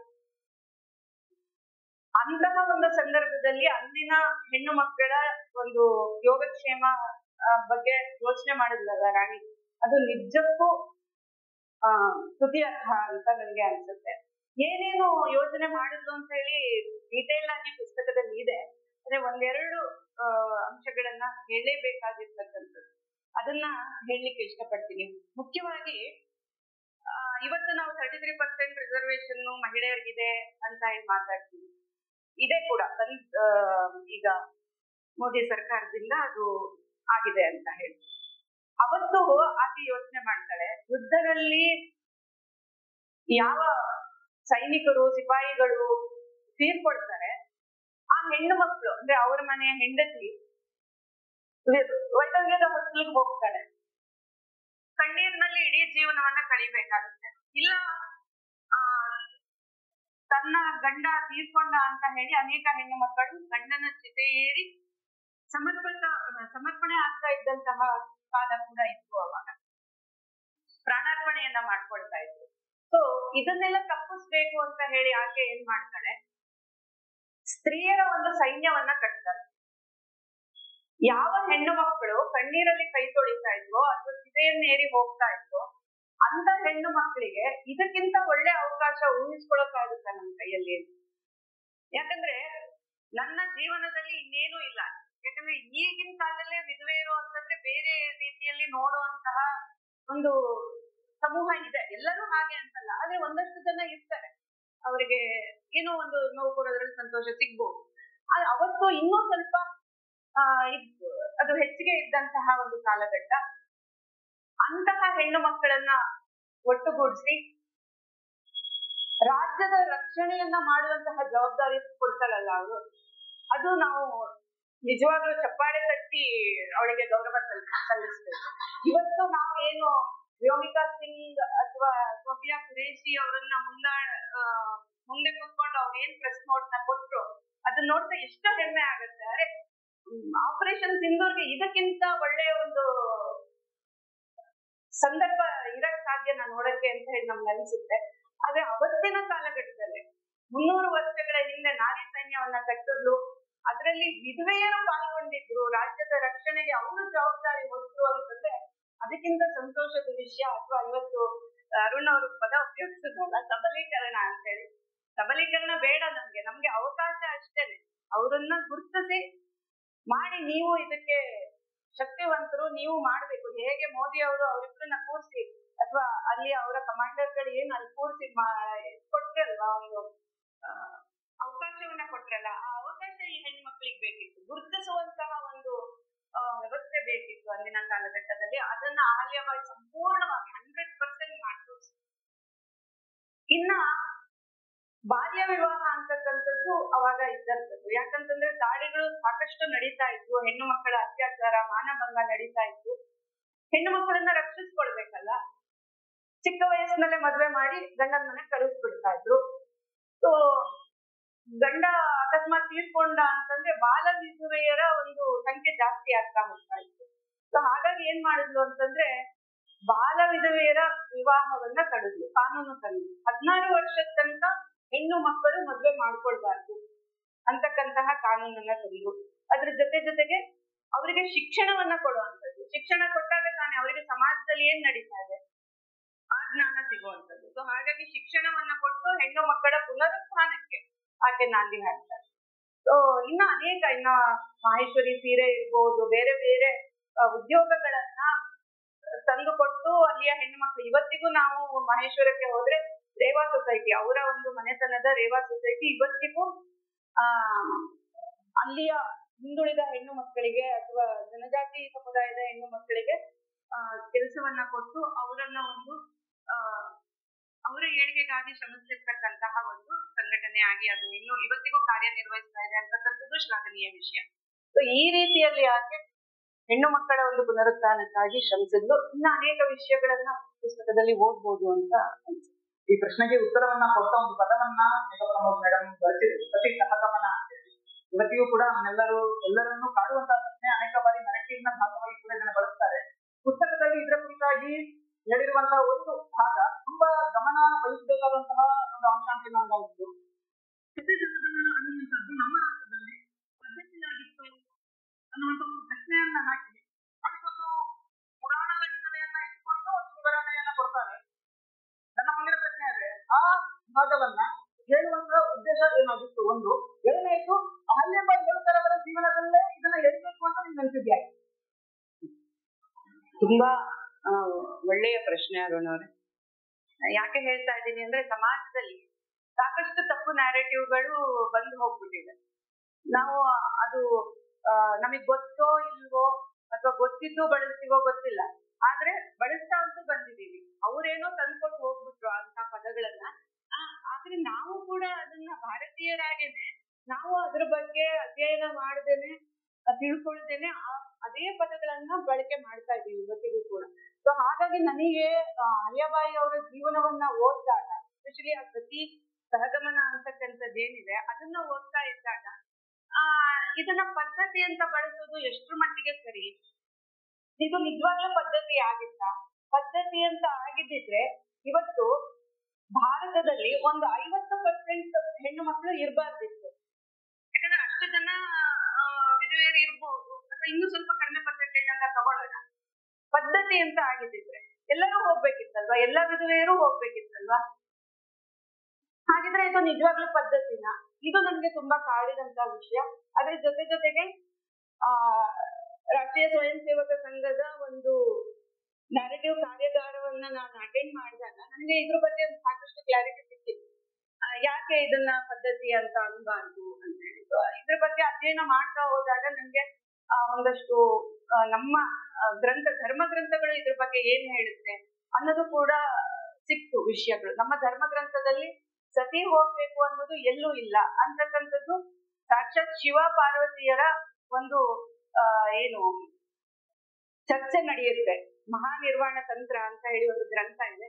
ಅದರಲ್ಲಿ ಶಿವ ಪಾರ್ವತಿಯರ ಸಂವಾದ ರೂಪವಾದ ಒಂದು ಗ್ರಂಥ ಅದು. ಅದರಲ್ಲಿ ಶಿವನೇ ಪಾರ್ವತಿಗೆ ಹೇಳ್ತಾನೆ ಸತಿ ಹೋಗುವಂಥದ್ದು ಪದ್ಧತಿ ಅಲ್ಲ ಅಂತ. ಅದು ಶ್ಲೋಕ ಸಮೇತವಾಗಿ ಪುಸ್ತಕದಲ್ಲಿ ನಾನು ಮೆನ್ಷನ್ ಮಾಡಿದ್ದೀನಿ, ಅದನ್ನ ಕೂಡ ನೋಡ್ಬೋದು. ಇವಾಗ ವಾಪಸ್ ಪ್ರಶ್ನೆಗೆ ಬರೋಣ. ಸತಿ ಪದ್ಧತಿ ಅಲ್ಲ ಅನ್ನೋದಕ್ಕೆ ಒಂದೆರಡು ಉದಾಹರಣೆ ತಗೊಳ್ಳೋದಾದ್ರೆ ನಾವು ರಾಮಾಯಣ ಮಹಾಭಾರತದಿಂದನೂ ನೋಡ್ಬೋದು. ರಾಮಾಯಣದಲ್ಲಿ ಪಾಂಡವಿಗೆ 2 ಹೆಂಡತಿಯರಿದ್ರು, ಮಾತ್ರೆ ಮತ್ತೆ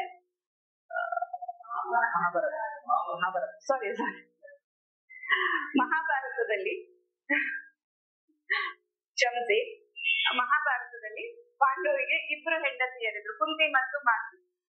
ಪಾಂಡು ತೀರ್ಕೊಂಡಾಗ ಮಾದ್ವಿ ಸಹಗಮನ ಮಾಡ್ಕೊಂಡ್ಲು, ಕುಂತಿ ಮಾಡ್ಕೊಂಡ್ಲ? ಇಲ್ಲ, ಬದುಕೊಳಿದ್ಲು. ಅವಳ ಜೀವನದಲ್ಲಿ ಒಂದು ಉದ್ದೇಶ ಇತ್ತು, ಒಂದು ಧ್ಯೇಯ ಇತ್ತು, ಅದಕ್ಕೋಸ್ಕರ ಅವಳು ಬದುಕಿದ್ದು. ನಾನು ಬದುಕಬೇಕು, ಇಂಥದ್ದನ್ನ ನಾನು ಸಾಧಿಸಿ ತೋರಿಸ್ಬೇಕು, ಯಾರಿಗಾದ್ರೂ ಒಬ್ರಿಗಾಗಿ ನಾನು ನನ್ನ ಜೀವನವನ್ನ ಮುನ್ನಡೆಸ್ಕೊಂಡು ಹೋಗ್ಬೇಕು ಅನ್ನುವಂತಹ ಗುರಿ ಇತ್ತು ಅವಳಿಗೆ. ಅದೇ ರೀತಿ ರಾಮಾಯಣಕ್ಕೆ ಬಂದ್ರೆ ದಶರಥ ಮಹಾರಾಜನಿಗೆ 3 ಜನ ಹೆಂಡತಿ. 3 ಜನದಲ್ಲಿ ಯಾರು ಸತಿ ಸಹಗಮನ ಮಾಡ್ಕೊಂಡ್ರು? ಯಾರು ಮಾಡ್ಕೊಳ್ಳಿಲ್ಲ. ಆ ನಂತರ ಬಂದ ಒಂದಷ್ಟು ಉದಾಹರಣೆಗಳು ಸಿಗುತ್ತೆ ನಮ್ಗೆ. ಇಲ್ಲಿ ಯಾರು ಅಂತಂದ್ರೆ ಒಬ್ರು ಮಾಡ್ಕೊಂಡು ಒಬ್ರು ಮಾಡ್ಕೊಳ್ಳಿಲ್ಲ ಅಂತಂದ್ಮೇಲೆ, ಅಥವಾ ದಶರಥನ 3 ಪತ್ನಿಯರು ಮಾಡ್ಕೊಳ್ಳಿಲ್ಲ ಅಂದ್ಮೇಲೆ, ಆ ನಂತರದ ಕಾಲಘಟ್ಟದಲ್ಲೂ ಈ ರೀತಿಯಾದಂತಹ ಮಾಡ್ಕೊಳ್ಳೇಬೇಕು ಅನ್ನೋದು ಆಗ್ಲಿಲ್ಲ ಅಂದ್ಮೇಲೆ ಇದು ಪದ್ಧತಿ ಹೇಗಾಯ್ತು? ಹಾಗಾಗಿ ಇಲ್ಲಿ ನಾವು ಅರ್ಥ ಮಾಡ್ಕೊಳ್ಬೇಕಾಗಿರೋದು ಏನು ಅಂತಂದ್ರೆ, ಬ್ರಿಟಿಷರು ಅವರ ಒಂದು ಪ್ರಾಬಲ್ಯವನ್ನ ಭಾರತದಲ್ಲಿ ಸ್ಥಾಪನೆ ಮಾಡ್ಬೇಕಾಗಿತ್ತು. ಅದಕ್ಕೋಸ್ಕರ ಈ ರೀತಿಯಾದಂತಹ ವಿಷಯಗಳನ್ನೆಲ್ಲ ಇಟ್ಕೊಂಡು ಇಲ್ಲಿ ಸತಿ ಪದ್ಧತಿ ಇದೆ,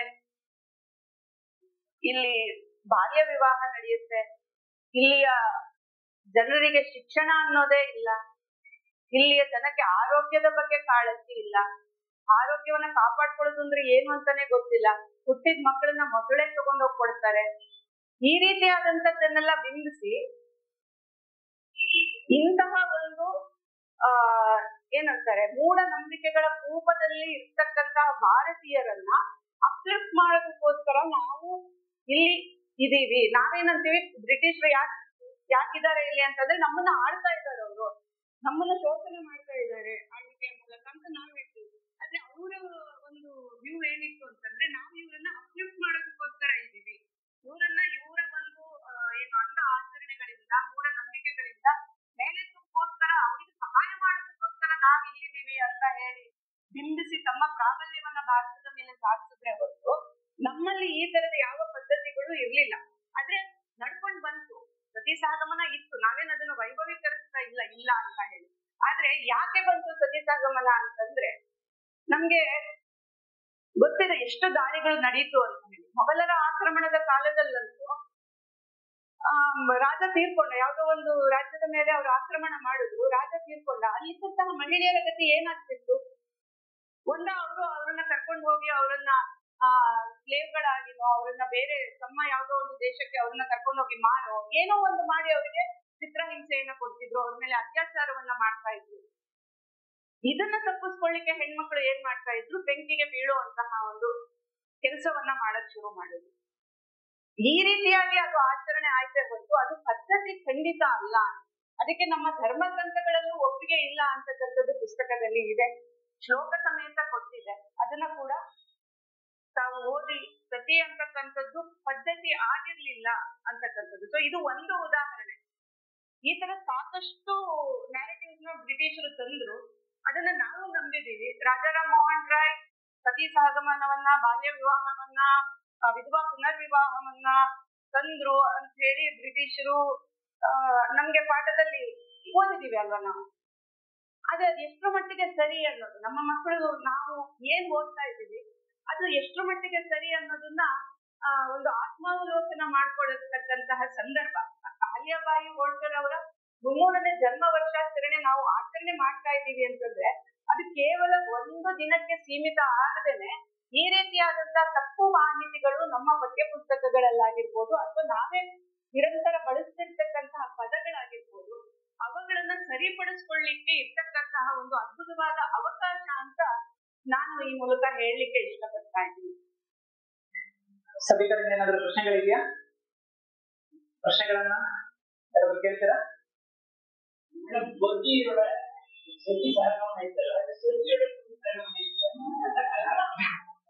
ಇಲ್ಲ, ಖಂಡಿತ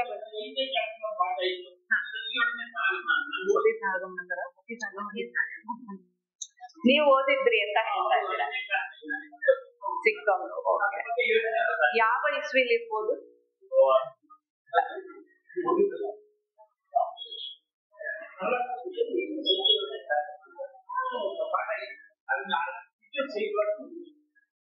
ಇಲ್ಲ, ಅದರ ಒಂದು ಮಾಹಿತಿ ಇಲ್ಲ. ನೋಡ್ಬೇಕು ಅದ್ರ ಇಲ್ಲ ಇಲ್ಲ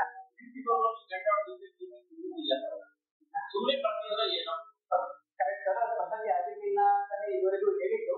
ಒಂದ್ ವೇಳೆ ನಾನು ಬದುಕೊಂಡು ಈ ವಿಷಯದ ಬಗ್ಗೆ ಮಾತನಾಡೋದಕ್ಕೆ ಅದು ಕೂಡ ಒಂದು ಕೇಳೋದಾದ್ರೆ, ಗಂಡ ಹೆಂಡತಿಯ ಸಂಬಂಧ ಹೇಗಿರ್ಬೇಕು ಅನ್ನೋದು ನಮ್ಗೆಲ್ಲರಿಗೂ ಗೊತ್ತಿದೆ. ಗಂಡ ತೀರ್ಕೊಂಡ ಅಂದಾಗ ಹೆಂಡತಿ ಕಾಯುವಂತಹ ಸಂದರ್ಭಗಳನ್ನ ನಾವು ಕಂಡಿದ್ದೇವೆ. ಹಾಗೆ ಹೆಂಡತಿ ತೀರ್ಕೊಂಡಲ್ಲೂ ಕೂಡ ಗಂಡ ತನ್ನ ಜೀವನದಲ್ಲಿ ನಿಲ್ಲಿಲ್ಲ ಅಂತ ಹೇಳಿ ಆಗಿರುವಂತ ವಿಧಾನಗಳು ಸುಮಾರು ಇರ್ಬೋದು. ಅದು ಪದ್ಧತಿಯಂತೂ ಆಗಿರ್ಲಿಲ್ಲ ಅಂತ ಹೇಳಿ ನಾನು ಹೇಳ್ಬೋದು. ಇನ್ನೊಂದು ವಿಷಯ, ನಮ್ಮ ಸನಾತನ ಹಿಂದೂ ಸಂಸ್ಕೃತಿಯಲ್ಲಿ ಏನಿದೆ ಅಂತಂದ್ರೆ ಪದ್ಧತಿ ಅಲ್ಲ ಅನ್ನೋದಕ್ಕೆ ಏನು ಹೇಳ್ತಾ ಇರೋದು, ಪೂರ್ತಿ ಆಯುಷ್ಯ ಆಗೋ ತನಕ ನಾವು ಬದುಕಬೇಕು ಅನ್ನೋದೇ ಇರೋದು. ನಾವು ಅದು ಸಹಗಮನ ಇರ್ಬೋದು, ಆತ್ಮಹತ್ಯೆ ಇರ್ಬೋದು, ಇನ್ನೊಂದು ಮತ್ತೊಂದು ಏನೇ ಇರ್ಬೋದು, ನಮ್ಗೆಲ್ಲೂ ಅದಕ್ಕೆ ಅಧಿಕಾರ ಇಲ್ಲ. ನಾವು ಪೂರ್ಣ ಆಯುಷ್ಯಗಳಾಗೆ ಸಾಯ್ಬೇಕು ಅನ್ನೋದೇ ನಮ್ಮ ಸಂಸ್ಕೃತಿ, ನಮ್ಮ ಪದ್ಧತಿ ಹೇಳಿರೋದು ಅಂತ. ಇದೊಂದು ವಿಚಾರ ಗೊತ್ತಿದ್ರೆ ಮಿಕ್ಕಿದ್ದೆಲ್ಲ ನಾವು ತಪ್ಪು ಅಂತ ಹೇಳ್ತಾ ಹೋಗ್ಬೋದು. ಈಗ ಪರಿಚಯ ಮಾಡ್ತೀವಿ. ಅಂದ್ರೆ ಶಿಲ್ಪ ಕಲೆ ಇದು ಅಕ್ಷರ ಶಾಖೆ ಬೇರೆ ಅನ್ಬೋದು. ಒಂದು ಪ್ರಶ್ನೆ ಇದೆ, ಇವಾಗ ಸಾಧ್ಯವಾಗಿ ಲಕ್ಷ್ಮೀಬಾಯಿ ಕಿತ್ತೂರು ಜನ ಮತ್ತೆ ಬೇರೆ ಇವುಗಳ ಬಗ್ಗೆ ಇವಾಗ ನಾವು ಪಠ್ಯ ಪುಸ್ತಕಗಳೆಲ್ಲ ಓದಿದ್ವಿ, ಬಗ್ಗೆ ಮಾಹಿತಿ ಅಭಿಪ್ರಾಯ ಇದ್ದಾರೆ. ಬಟ್ ಅವಶ್ಯಕತೆ ನೋಡ್ಕೊಂಡು ಇಷ್ಟೆಲ್ಲ ಮಾಡೋದು ಕೂಡ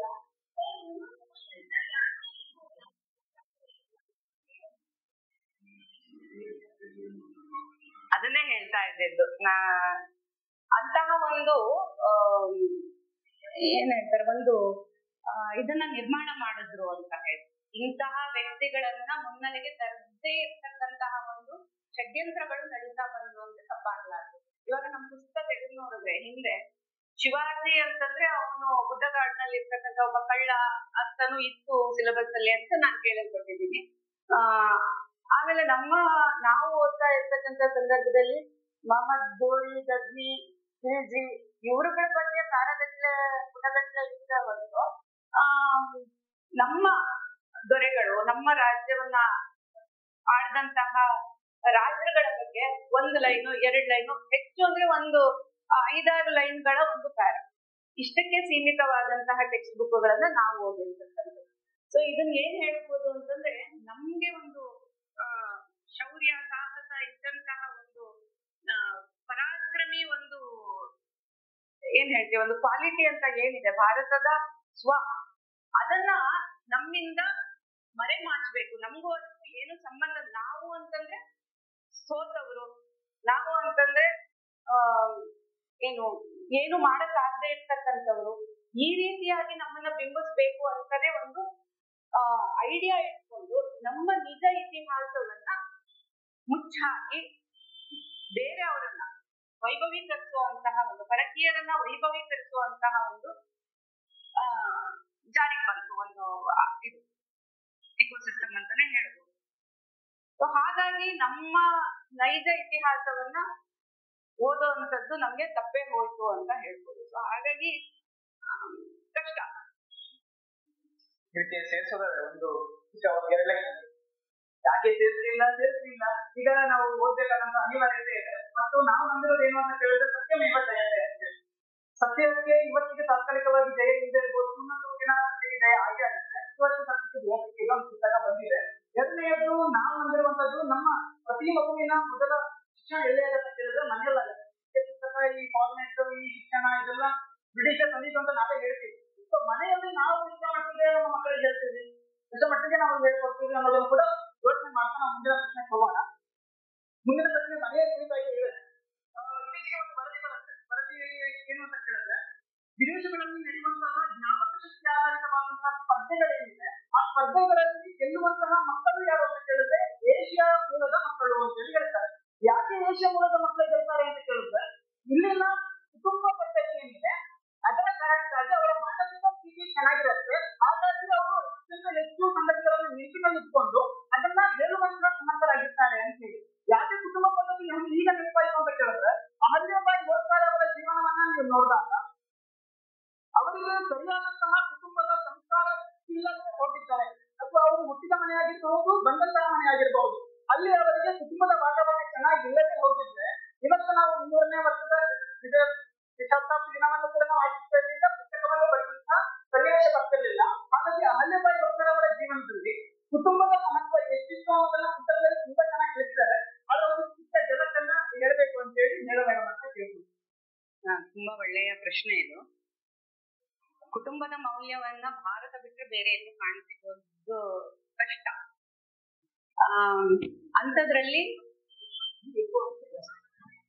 ಅಂಥದ್ರಲ್ಲಿ ಅಹಲ್ಯಾಬಾಯಿಯ ಕುಟುಂಬ ಹೇಗಿತ್ತು? 2 ಕುಟುಂಬಗಳು. ತುಂಬಾ ಅದೃಷ್ಟವಂತೆ ಅಂತ ನಾನು ಅಹಲ್ಯಾಬಾಯಿನ ಕರೀತೀನಿ. ಸಾಕಷ್ಟು ಕಷ್ಟಗಳನ್ನ ಕಂಡಿದ್ದಾಳೆ, ಇಲ್ಲ ಅಂತಲ್ಲ, ಆದ್ರೂ ಅವಳ ಅದೃಷ್ಟವಂತೆ. ಯಾಕಂದ್ರೆ 2 ಕುಟುಂಬಗಳು ತುಂಬಾ ಗ್ರೇಟ್ ಅಂತಾನೆ ನಾವು ಹೇಳ್ಬೋದು ಅಂತ ಹೇಳಿ. ನಾನು ಆಗ್ಲೇ ಹೇಳಿದೆ, ಸಮಾಜದ ವ್ಯವಸ್ಥೆಯಲ್ಲಿ ನಮ್ಮ ಅವಶ್ಯಕತೆ ಪೂರೈಕೆ ಆಗ್ಲಿಲ್ಲ ಅಂತಂದ್ರೆ ಅದು ಮನೆಯಿಂದನೋ ಸಮಾಜದಿಂದನೋ ಪೂರೈಕೆ ಆಗ್ಬೇಕು. ಅದನ್ನ ಮನಗಂಡಂತವ್ರು ಅಹಲ್ಯಾಬಾಯಿಯ ತಂದೆ ತಾಯಿ. ಯಾವ ಕಾಲಘಟ್ಟದಲ್ಲಿ ಹೆಣ್ಣು ಮಕ್ಕಳಿಗೆ ಶಿಕ್ಷಣವನ್ನ ಕೊಡುವಂತಹ ಒಂದು ವ್ಯವಸ್ಥೆ ಕಷ್ಟ ಸಾಧ್ಯವಾಗಿತ್ತು, ಮತ್ತೆ ಅದನ್ನು ಕೂಡ ಒಂದು ನ್ಯಾರೇಟಿವ್ ಇದೆ. ಭಾರತದಲ್ಲಿ ಆಗಿನ ಕಾಲದಲ್ಲಿ ಹೆಣ್ಮಕ್ಳಿಗೆ ಶಿಕ್ಷಣ ಇರ್ಲಿಲ್ಲ. ಇದು ಕೂಡ ನ್ಯಾರೇಟಿವ್. ಆದ್ರೆ ಇರ್ಲಿಲ್ಲ ಸರಿ, ಯಾಕೆ ಇರ್ಲಿಲ್ಲ, ಹೇಗ್ ತಪ್ಪು? ಹಾಗಾದ್ರೆ ನಮ್ಮ ಗಾರ್ಗಿ ಮೈತ್ರಿ ಅವರೆಲ್ಲ ಏನು ಶಿಕ್ಷಣ ಇಲ್ಲದೆ ಇದ್ದಂತವ್ರ ಅವರು? ಹೇಗೆ ಇದು ನಿಂತೋಯ್ತು ಹೆಣ್ಣು ಮಕ್ಕಳ ಶಿಕ್ಷಣ ಅನ್ನೋದನ್ನ ಯೋಚನೆ ಮಾಡಿದ್ರೆ, ನಾನು ಆಗ್ಲೇ ಹೇಳ್ದಂಗೆ ದಾಳಿಗಳ ಮೇಲೆ ದಾಳಿ ಆಯ್ತು. ಆ ದಾಳಿಯಿಂದ ನಮ್ಮ ಹೆಣ್ಣು ಮಕ್ಕಳನ್ನ ರಕ್ಷಣೆ ಮಾಡ್ಕೊಳ್ಬೇಕಲ್ಲ.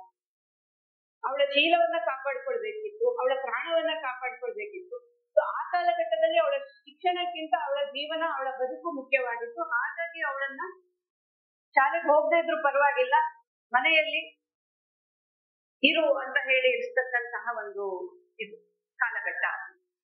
ಆದ್ರೆ ಅವಳ ತಂದೆ ಅಹಲ್ಯಾಬಾಯಿ ಹೋಳ್ಕರ್ ಅವರ ತಂದೆ ಮಂಕೋಜಿ ಶಿಂದೆಗೆ ಶಿಕ್ಷಣದ ಮಹತ್ವ ಗೊತ್ತಿತ್ತು. ಶಿಕ್ಷಣ ಬೇಕೇ ಬೇಕು, ಯಾವ್ದೇ ಅದು ಗಂಡು ಮಗು ಆಗಿರ್ಲಿ ಹೆಣ್ಣು ಮಗು ಆಗಿರ್ಲಿ, ಶಿಕ್ಷಣ ತುಂಬಾ ಅತ್ಯವಶ್ಯಕವಾದದ್ದು ಅಂತೇಳಿ ಅದನ್ನ ಮನಗಂಡಂತಹ ಮಂಕೋಜಿ ಶಿಂದೆ ತನ್ನ ಮಗಳಿಗೆ ಮನೆಯಲ್ಲೇ ಶಿಕ್ಷಣದ ವ್ಯವಸ್ಥೆಯನ್ನ ಮಾಡ್ತಾರೆ. ಬರೆಯೋದನ್ನ ಓದೋದನ್ನ ಹೇಳ್ಕೊಡ್ಲಿಕ್ಕೆ ಪ್ರಾರಂಭ ಮಾಡ್ತಾರೆ. ಅಂದ್ರೆ ಇವತ್ತು ನಾವು ಸಮಾಜದಿಂದ ಎಲ್ಲವನ್ನೂ ಎದುರು ನೋಡ್ತೀವಿ. ನನಗೆ ಇದು ಸಮಾಜ ನನಗೆ ಕೊಡ್ಲಿಲ್ಲ, ಸರ್ಕಾರ ನನಗೆ ಇದನ್ನ ಕೊಡ್ಲಿಲ್ಲ. ಒಂದು ಉದಾಹರಣೆ ಹೇಳ್ತೀನಿ. ನನ್ನ ಮಗಳ ಸ್ಕೂಲ್ ಅವಳಿಗೆ ಸೇರಿಸಿ 1 ವರ್ಷ ಆಗಿತ್ತು. ಅದ್ರ ನೆಕ್ಸ್ಟ್ ಹೊಸ ವರ್ಷ ಪ್ರಾರಂಭ ಆಗಿತ್ತು. ಇಂಡಕ್ಷನ್ ಪ್ರೋಗ್ರಾಮ್ ಇತ್ತು ಪೇರೆಂಟ್ಸ್ಗೆ. ಎಲ್ಲ ಪೇರೆಂಟ್ಸ್ ಬಂದಿದ್ವಿ. ಒಬ್ಬ ಪೇರೆಂಟ್ಸ್ ಕೇಳಿದ್ರು ಪ್ರಶ್ನೆ ಏನಾದ್ರು ಇದ್ರೆ ಕೇಳಿ ಅಂತ ಒಬ್ಬ ಪೋಷಕರನ್ನ ಕೇಳಿದ್ರು. ಅವಾಗ ಪೋಷಕರು ಕೇಳಿದ್ರು, ಒಬ್ಬ ಸ್ಟೂಡೆಂಟ್ ನ ಪೋಷಕರು, ಬೇರೆ ಎಲ್ಲ ಶಾಲೆಗಳಲ್ಲಿ ದೊಡ್ಡ ದೊಡ್ಡ ಇಂಟರ್ನ್ಯಾಷನಲ್ ಸ್ಕೂಲ್ಗಳಲ್ಲಿ ಶಾಲೆಯಲ್ಲೇ ಸ್ವಿಮ್ಮಿಂಗ್ ಪೂಲ್ ಇರುತ್ತೆ, ನಿಮ್ಮ ಸ್ಕೂಲಲ್ಲಿ ಇಲ್ವಲ್ಲ, ಸೊ ಹೆಂಗೆ ಕಾಂಪಿಟೇಷನ್ ಬಿಲ್ಡ್ ಮಾಡೋದು ಅಂತ. ಅದಕ್ಕೆ ಉತ್ತರ ತುಂಬಾ ಚೆನ್ನಾಗಿತ್ತು. ಏನ್ ಉತ್ತರ ಕೊಟ್ರು ಶಾಲೆಯ ಆಡಳಿತ ವರ್ಗ ಅಂತಂದ್ರೆ, ಆ ಪೋಷಕರನ್ನ ಕೇಳಿದ್ರು ನೀವ್ ಹೆಂಗೆ ಇದನ್ನ ಕಲ್ತ್ರಿ? ಅದಕ್ಕೆ ಅವ್ರ ಉತ್ತರ ನಮ್ಮ ತಂದೆ ಕಲ್ಸಿದ್ರು. ನಂಗೆ ನಮ್ ತಂದೆ ಕೆರೆ ಕರ್ಕೊಂಡು ಹೋದ್ರು, ಬಿಟ್ರು, ಹೊಡಿಯೋದ್ ಹೆಂಗೆ ಅಂತ ಹೇಳ್ಕೊಟ್ರು. 1-2-3 ದಿನ ಅಭ್ಯಾಸ ಮಾಡಿದ್ರು, ಆಮೇಲೆ ನಾನೇ ಕಲ್ತ್ಕೊಂಡೆ. ಅದಕ್ಕೆ ಅವ್ರು ಕೇಳಿದ್ರು ಶಾಲೆಯಿಂದ, ನಿಮ್ಗೆ ಈ ಎಕ್ಸ್ಪೀರಿಯನ್ಸ್ ಬೇಡ್ವಾ? ನಾಳೆ ನಿಮ್ಮ ಮಗನಿಗೆ ಇದನ್ನ ಉದಾಹರಣೆ ಕೊಡೋದು ಬೇಡ್ವಾ? ಎಷ್ಟು ಸತ್ಯ ಅಲ್ಲ. ಎಲ್ಲವನ್ನೂ ನಾವು ಸಮಾಜದಿಂದ ಎಕ್ಸ್ಪೆಕ್ಟ್ ಮಾಡ್ತೀವಿ, ಸಮಾಜ ಕೊಡ್ಲಿ ಅಂತ. ನಮ್ಮ ಜವಾಬ್ದಾರಿ ಏನು ಹಾಗಾದ್ರೆ? ಆಸ್ ಎ ಪೇರೆಂಟ್ ನನ್ನ ಜವಾಬ್ದಾರಿ ಏನು ನನ್ನ ಮಗು ಕಡೆಗೆ? ನಾನ್ ದಿನ ಆಫೀಸ್ಗೆ ಹೊರಟೋದೆ, ಮಗುನ ಸಮಾಜದ ವ್ಯವಸ್ಥೆ ನೋಡ್ಕೊಳ್ಳುತ್ತೆ, ನಾನ್ ಯಾಕೆ ಅದ್ರ ಬಗ್ಗೆ ಚಿಂತೆ ಮಾಡ್ಲಿ ಅಂತ. ಇದು ಭಾರತೀಯ ಪರಂಪರೆ ಆಗಿರ್ಲಿ.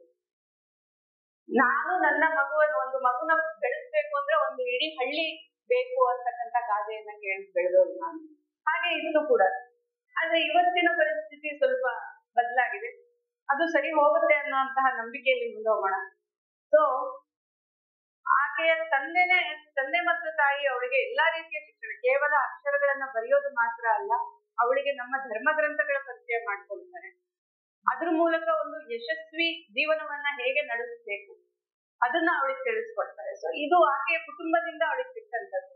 ಕೇವಲ ಶಿಕ್ಷಣ ಮಾತ್ರನ ಅಂತಂದ್ರೆ ಇಲ್ಲ. ಆಕೆ ಪ್ರತಿದಿನ ಅವಳನ್ನ ಶಿವನ್ ದೇವಸ್ಥಾನಕ್ಕೆ ಕರ್ಕೊಂಡು ಹೋಗ್ತಾರೆ. ಶಿವನ್ ದೇವಸ್ಥಾನಕ್ಕೆ ಕರ್ಕೊಂಡು ಹೋಗೋದು, ಅಲ್ಲಿ ಆರತಿ ಭಜನೆ ಇದ್ರಲ್ಲೆಲ್ಲ ಭಾಗವಹಿಸ್ತಾ ಇದ್ರು. ಮುಗಿದ್ಮೇಲೆ ಅಲ್ಲಿ ಭಕ್ತಾದಿಗಳು ಬರ್ತಿದ್ರು, ಭಕ್ತಾದಿಗಳು ಭಿಕ್ಷುಕರು ಎಲ್ಲರೂ ಇರೋರಲ್ಲ, ಅವರೆಲ್ಲ ಈ ಮಗು ಕೈಯಲ್ಲಿ, ಅಹಲ್ಯಾಬಾಯಿ ಪುಟ್ಟ ಮಗು, ಅವಳ ಕೈಯಲ್ಲಿ ಪ್ರಸಾದ ನಿಯೋಗವನ್ನ ಮಾಡಿಸ್ತಾ ಇದ್ರು. ಕೊಡೋದನ್ನ ಅಲ್ಲಿಂದನೇ ಕಲ್ತಿರ್ತಾರೆ. ಕೊಟ್ಟು ತಿನ್ನಬೇಕು, ಮೊದ್ಲು ಕೊಡ್ಬೇಕು, ಕೊಡೋದೇ ಸಾರ್ಥಕತೆ ಅನ್ನೋದನ್ನ ತಂದೆ ತಾಯಿ ಈ ರೀತಿ ಆ ಪುಟ್ಟ ಮಗುಗೆ ಹೇಳ್ಕೊಟ್ಟಿರ್ತಾರೆ. ಎಂತ ದೊಡ್ಡ ಒಂದು ಶಿಕ್ಷಣ ಅಂತ. ಇದನ್ನ ಇವತ್ತು ಯಾವ ಪಠ್ಯ ಪುಸ್ತಕದಲ್ಲಿ ತಿಳಿಸ್ಕೊಡ್ತಾ ಇದ್ದಾರೆ? ಇದು ಭಾರತೀಯ ಒಂದು ಕ್ವಾಲಿಟಿ ಇದೆಯಲ್ಲ, ಅದು ಇದು ಅಂತ. ಸೊ ಹೀಗೆ ಆಕೆಯ ಬಾಲ್ಯ ತನ್ನ ಮನೆಯಿಂದ ಪ್ರಾರಂಭ. ಅದಾದ್ಮೇಲೆ 8 ವರ್ಷಕ್ಕೆಲ್ಲ ಮದುವೆ ಆಗಿ ಇಂದೋರ್ಗೆ, ಮಹಾರಾಷ್ಟ್ರದಿಂದ ಇಂದೋರ್ಗೆ ಬರ್ತಾರೆ. ಅಲ್ಲೂ ಕೂಡ ಅಷ್ಟೇ ಒಂದು ಸುಸಂಸ್ಕೃತವಾದ ಮನೆತನ, ಅದು ಹೋಳ್ಕರ್ ಮನೆತನ. ಅತ್ತೆ ಎಲ್ಲಾ ರೀತಿಯ ಜವಾಬ್ದಾರಿಯನ್ನ ಹಿಂಗಿಂಗ್ ಮಾಡು ಅಂತ ಹೇಳ್ಕೊಡಲ್ಲ, ಅವಳು ಮಾಡಿ ತೋರಿಸಿ ಹೇಳ್ಕೊಡ್ತಾ ಹೋಗ್ತಾರೆ.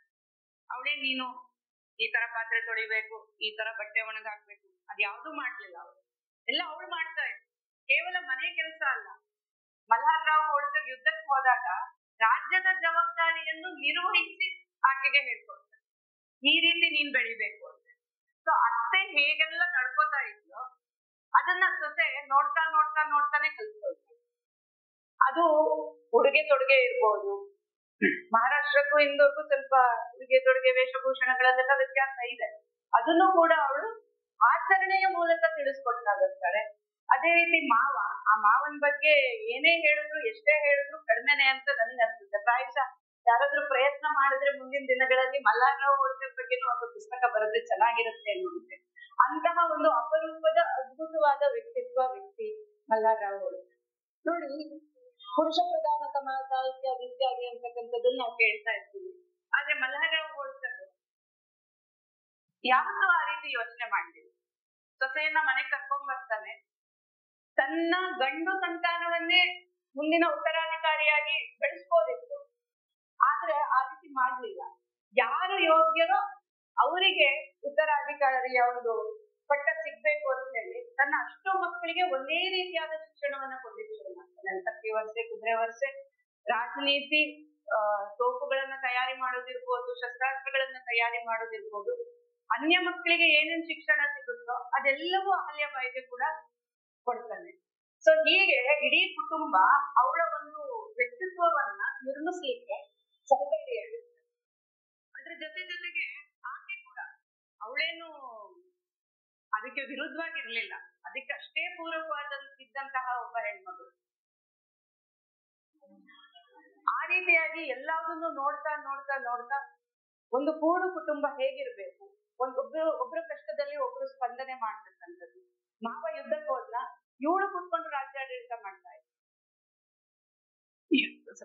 ಇವಳು ಕೂತ್ಕೊಂಡು ಲೆಕ್ಕ ಪುಸ್ತಕಗಳನ್ನ ಅನ್ವೇಷಣೆ ವೀಕ್ಷಣೆ ಮಾಡ್ತಾ ಇದ್ವಿ. ಏನೇನ್ ತಪ್ಪಾಗಿದೆ, ಏನೇನ್ ಸರಿ ಇದೆ, ಯಾವ್ದು ಕೊಡೋದಿದೆ, ಯಾವ್ದು ತಗೊಳ್ಳೋದಿದೆ, ಯಾವ್ಯಾವ ಶಸ್ತ್ರಾಸ್ತ್ರಗಳು ತಯಾರಾಗ್ಬೇಕು, ಯಾವ ಶಸ್ತ್ರಾಸ್ತ್ರಗಳನ್ನ ಯಾವ ಯುದ್ಧ ಭೂಮಿ ಕಳಿಸ್ಕೊಡ್ಬೇಕು, ಯಾವ ರಾಜ್ಯಕ್ಕೆ ಕಳಿಸ್ಕೊಡ್ಬೇಕು, ಎಲ್ಲ ಪಟ್ಟಿನೂ ಇವಳ ಹತ್ರ ಇದೆ.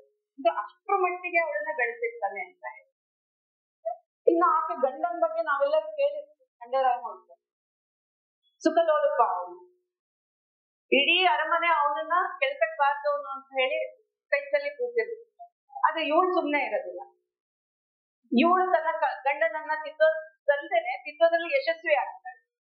ಸೊ ಒಂದು ಕುಟುಂಬ ಅಂತಂದ್ರೆ ಏನು ಅಂತಂದ್ರೆ, ಅಹಲ್ಯಾಬಾಯಿ ಹೋಳ್ಕರ್ ಅವರ ಜೀವನವನ್ನ ಓದಿದಾಗ ಏನ್ ಅನ್ಸುತ್ತೆ ಅಂದ್ರೆ, ಕೇವಲ ಸುಖದಲ್ಲಿ ಮಾತ್ರ ಅಲ್ಲ, ಕಷ್ಟದಲ್ಲೂ ಒಬ್ರಿಗೊಬ್ರು ಆಗ್ಬೇಕು.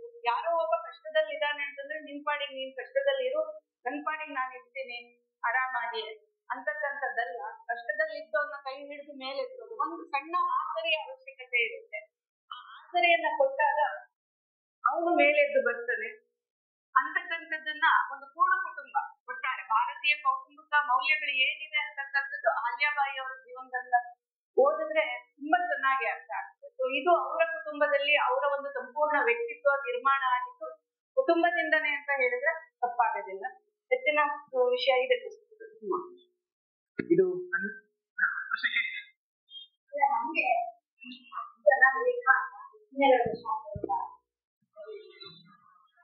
ಈಗ ನಮ್ಮ ವಸ್ತುವಾದ ಮಾಡೋದೆಲ್ಲ ಹೋಗ್ಬಾರ್ದು.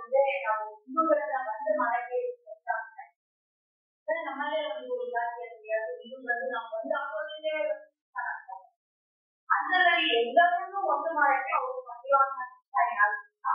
ಅಪ್ಪ ಎಲ್ಲವನ್ನೂ ಅದ್ರ ಬಗ್ಗೆ ಎಲ್ಲರನ್ನು ಅಂದ್ರೆ ಅವರ ಸಾಧ್ಯತೆ ನಾವೇ ಒಂದರೆ ಆದ್ರೆ ಅವರಲ್ಲಿ ಏನಾದ್ರು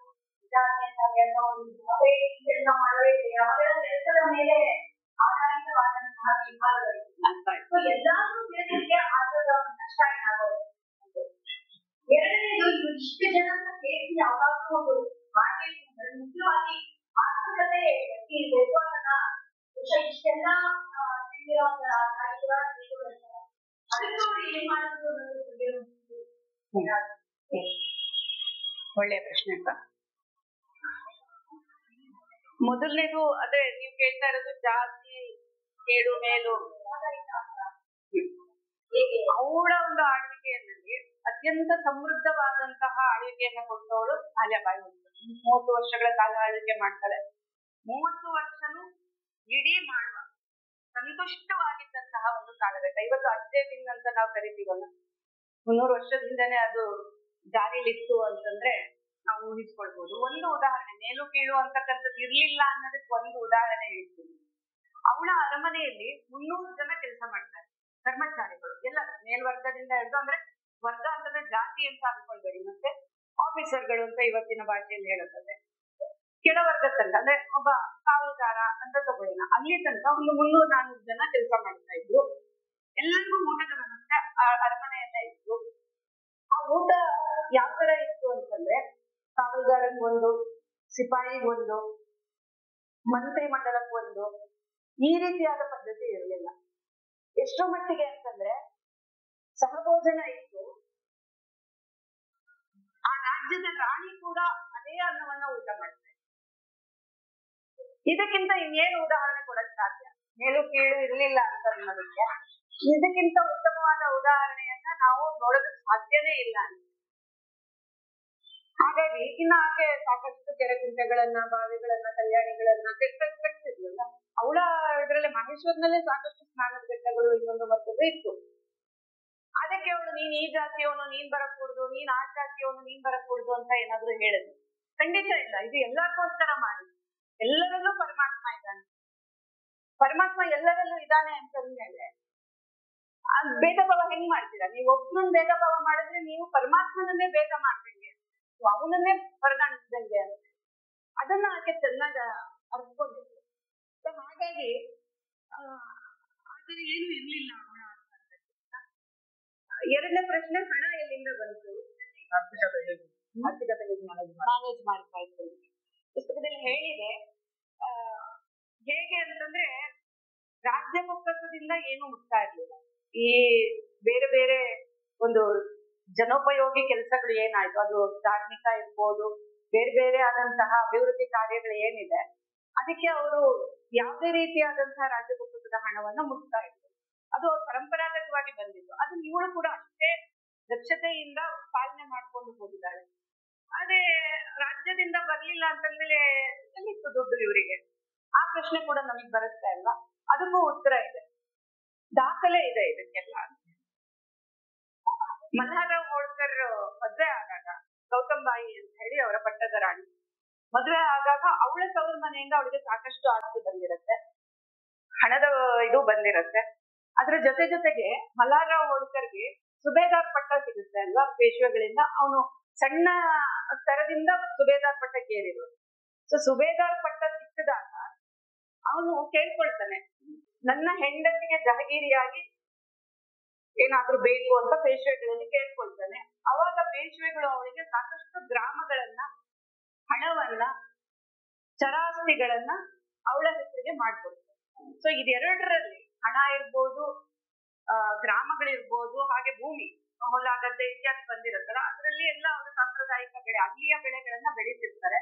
ಇದೆಲ್ಲದಕ್ಕಿಂತ ವಿಶೇಷವಾಗಿ ಹೇಳ್ಬೇಕು ಅಂತಂದ್ರೆ ಅವರ ಮೂಲ ವ್ಯವಸಾಯ ಒಂದಿದೆ ಅಲ್ಲ, ಅವರು ಯಾವ ಜಾತಿಗೆ ಸೇರಿದವರು ಅಂತ ಗೊತ್ತಿದೆ. ನಾವು ಜಾತಿ ಪ್ರಶ್ನೆ ತರಬಾರ್ದು, ಅದೇ ಒಂದು ಕ್ಲಾರಿಫಿಕೇಶನ್ಗೆ ಕೇಳ್ತಾ ಇದ್ದೀನಿ. ಕುರಿಗಾಹಿ ಸಮುದಾಯಕ್ಕೆ ಸೇರಿದಂತವರಾಗಿರ್ತಾರೆ. ಕುರಿಯನ್ನ ಸಾಕೊಂಡು ಅಲೆಮಾರಿ ಸಮುದಾಯಕ್ಕೆ ಸೇರಿದಂತವ್ರು. ಸೊ ಅವರು ಆ ಒಂದು ಇದನ್ನು ಮರ್ತಿರಲ್ಲ, ಕುರಿ ಪಾಲನೆ ಕೂಡ ಅವ್ರು ಮಾಡ್ತಾ ಇರ್ತಾರೆ. ಸೊ ಅದರಲ್ಲೆಲ್ಲ ಮೂಲಗಳಿಂದ ಬಂದಂತಹ ಹಣದಿಂದ ಈ ಎಲ್ಲ ಒಂದು ಅಭಿವೃದ್ಧಿ ಕಾರ್ಯಗಳು ದೇಶಾದ್ಯಂತ, ಅದು ಕಾಶಿ ವಿಶ್ವನಾಥನ ಮಂದಿರ ಇರ್ಬೋದು ಅಥವಾ ಸೋಮೇಶ್ವರ, ಯಾವುದೇ ನೀವು ತಗೊಳ್ಳಿ, ಯಾವುದೇ ದೇವಸ್ಥಾನ, ಕೆರೆ ಕುಂಟೆ ಏನೇ ಅಭಿವೃದ್ಧಿ ಮಾಡಿದೆ, ಅದು ತನ್ನ ರಾಜ್ಯ ಇರ್ಬೋದು, ಪರ ರಾಜ್ಯ ಇರ್ಬೋದು, ಅದಕ್ಕೆ ಅವಳು ಬಳಸಿದಂತ ಹಣ ಯಾವುದು ಅಂತಂದ್ರೆ ತನ್ನ ಸ್ವಂತ ಹಣ. ಸ್ವಂತ ಹಣವನ್ನ ಸ್ವಂತ ಸುಖಕ್ಕೆ ಬಳಸದೆ ಅಷ್ಟನ್ನು ಸರ್ವಸ್ವವನ್ನು ರಾಷ್ಟ್ರದ ಹಿತಕ್ಕೆ ಬಳಸಿದಂತಹ ಒಂದು ಅದ್ಭುತ ವ್ಯಕ್ತಿ ಅಹಲ್ಯಾಬಾಯಿ ಹೋಳ್ಕರ್. ಬೇರೆ ಪ್ರಶ್ನೆಗಳೇನಾದ್ರು ಇದೆಯಾ ಮೇಡಮ್? ಸರಿ.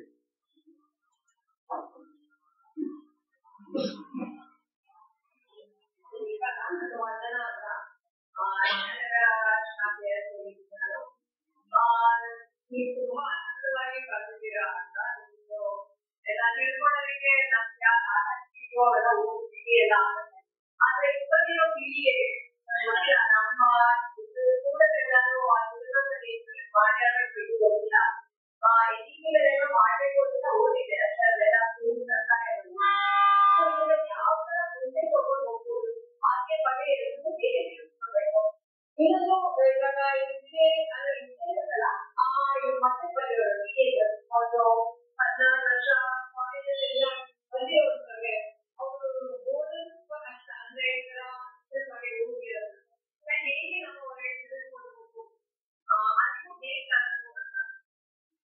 ಇಲ್ಲ, ನಾವು ಅನ್ಕೊಂಡಷ್ಟು ಯುವ ಜನಾಂಗ ಇದಕ್ಕೆ ವಿಮುಖವಾಗಿಲ್ಲ.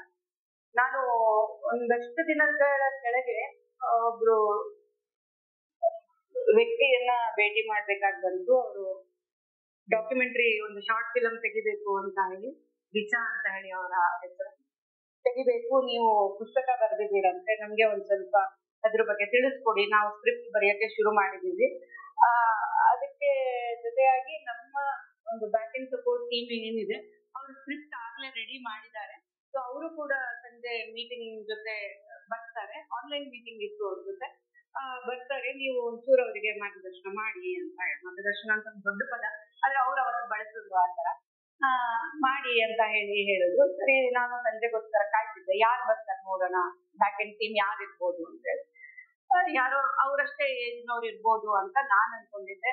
ಆದ್ರೆ ಅದು ಸುಳ್ಳಾಗಿತ್ತು. ಎಲ್ಲ ಕಾಲೇಜ್ ಡಿಗ್ರಿ ಓದ್ತಿದ್ದಂತಹ ಮಕ್ಕಳು ಸಾಕಷ್ಟು ತಯಾರಿ ಮಾಡ್ಕೊಂಡ್ ಬಂದಿದ್ರು. ಪುಟಗಟ್ಲೆ ಒಬ್ಬೊಬ್ಬರಿಗೆ ಒಂದೊಂದು, ಅಂದ್ರೆ ಒಬ್ಬರಿಗೆ ಬಾಲ್ಯವನ್ನ ಕೊಟ್ಟಿದ್ರು ಟಾಪಿಕ್, ಇನ್ನೊಬ್ಬರಿಗೆ ಮಧ್ಯಾವಸ್ಥೆ, ನೆಕ್ಸ್ಟ್ ಅವರ ವೃದ್ಧಾಪ್ಯ, ಆಮೇಲೆ ಅವ್ರು ಮಾಡಿದಂತಹ ಕೆಲಸಗಳು, ಈ ರೀತಿ 4 ವಿಭಾಗವಾಗಿ ಹಂಚಿದ್ರು. ಆ ಮಕ್ಕಳು ಎಷ್ಟು ಮಟ್ಟಿಗೆ ಸ್ಟಡಿ ಮಾಡಿದ್ರು ಅಂತಂದ್ರೆ ನಂಗೆ ತುಂಬಾ ಆಶ್ಚರ್ಯ ಆಯ್ತು. ನಾವ್ ಯಾಕೆ ಯುವ ಸಮೂಹವನ್ನ ಬೈತೀವಿ, ಅವ್ರೇನು ಮಾಡ್ತಾ ಇಲ್ಲ ಅಂತ ಹೇಳಿ, ಅಥವಾ ಅವರು ನಮ್ಮಿಂದ ಡಿಟ್ಯಾಚ್ ಆಗ್ತಾ ಇದ್ದಾರೆ ಅಂತ ನಾವ್ ಯಾಕೆ ಅನ್ಕೊಳ್ತೀವಿ ಅಂತ ಹೇಳಿ. ಸೊ ನಾನು ರಿಚಾ ಅವ್ರಿಗೆ ಹೇಳಿದೆ, ಈ ರೀತಿಯಾದಂತಹ ಏನು ಶಾರ್ಟ್ ಫಿಲ್ಮ್ಗಳು ನೀವು ತೆಗಿತೀರಾ, ರಿಲೀಸ್ ಆಗುತ್ತಾ ಅದು ನನಗೆ ಗೊತ್ತಿಲ್ಲ. ಈ ರೀತಿಯಾದ ಕೆಲಸಕ್ಕೆ ಯುವ ಸಮೂಹವನ್ನ ಹಚ್ಚಿ ಇನ್ನೂ ಜಾಸ್ತಿ ತುಂಬಾ ಖುಷಿ ಆಯ್ತು. ನೀವೇನ್ ಕೆಲಸ ಮಾಡ್ತಾ ಇದ್ದೀರೋ ಇದು ನಿಜವಾಗ್ಲೂ ಶ್ಲಾಘನೀಯ. ಇವತ್ತಿನ ಯುವ ಸಮಾಜ ಇಂತಹ ವ್ಯಕ್ತಿಗಳನ್ನ ಜೀವನ ಚರಿತ್ರೆಯನ್ನ ಓದಿದಾಗ ಅವರ ಜೀವನಕ್ಕೆ ಸಾಕಷ್ಟು ಒಂದು ಪುಷ್ಟಿಯನ್ನ ಕೊಡುತ್ತೆ ಅಂತ ಹೇಳಿ ಇದೆ, ಇಲ್ಲ ಅಂತಲ್ಲ. ಕೆಲವೊಂದಷ್ಟು ಮಕ್ಕಳಿಗೆ ಇದು ಬೇಡವಾಗಿದ್ದಂಥದ್ದು ಇದೆ. ಆದ್ರೆ ನಾವು ಆಸ್ ಅ ಸಮಾಜ ನಾವು ಕೂಡ ಕೆಲಸ ಮಾಡ್ಬೇಕಾಗಿದೆ. ಕೇವಲ ಪಠ್ಯ ಪುಸ್ತಕಗಳಿಂದನೋ ಅಥವಾ ಕಾಲೇಜುಗಳಲ್ಲಿ ಇದನ್ನ ಹೇಗೋ ತಲುಪಿಸೋದ್ರಿಂದನೋ ಆಗ್ಬಿಡುತ್ತೆ ಅಂತಲ್ಲ, ಸಮಾಜ ಇದಕ್ಕೆ ತೊಡ್ಕೊಳ್ಬೇಕು.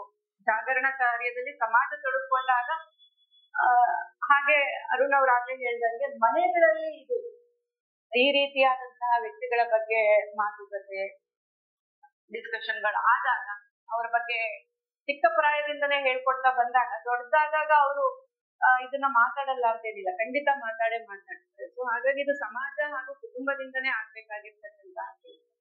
ಇವತ್ತಿನ ಪೀಳಿಗೆಯ ಯುವಕನಾಗಿ ನನ್ನ ಉತ್ತರ ಇದಕ್ಕೇನು ಅಂತ ಕೇಳಿದ್ರೆ, ಇವತ್ತಿನ ಯುವ ಜನತೆ ಯಾರು ಅಂತ ಕೇಳಿದ್ರೆ ನಿಮ್ಮ ಪ್ರತಿಫಲನ, ಹಿಂದಿನ ಒಂದು ಪೀಳಿಗೆ ಏನಿತ್ತು ಅದರ ಪ್ರತಿಫಲನ, ಇವತ್ತಿನ ಸಮಾಜದ ಪ್ರತಿಫಲನ. ನೀವು ಏನನ್ನ ಕಲಿತಿರ್ತೀರಾ ಅದು ಇವತ್ತಿನ ಯುವಕರನ್ನ ಕಾಣ್ಬೋದು, ಅಥವಾ ಇವತ್ತಿನ ಸಮಾಜದಲ್ಲಿ ಏನ್ ನಡೀತಿದೆ ಅದರ ಪ್ರತಿಫಲನವನ್ನು ನಾವು ನೋಡಬಹುದು.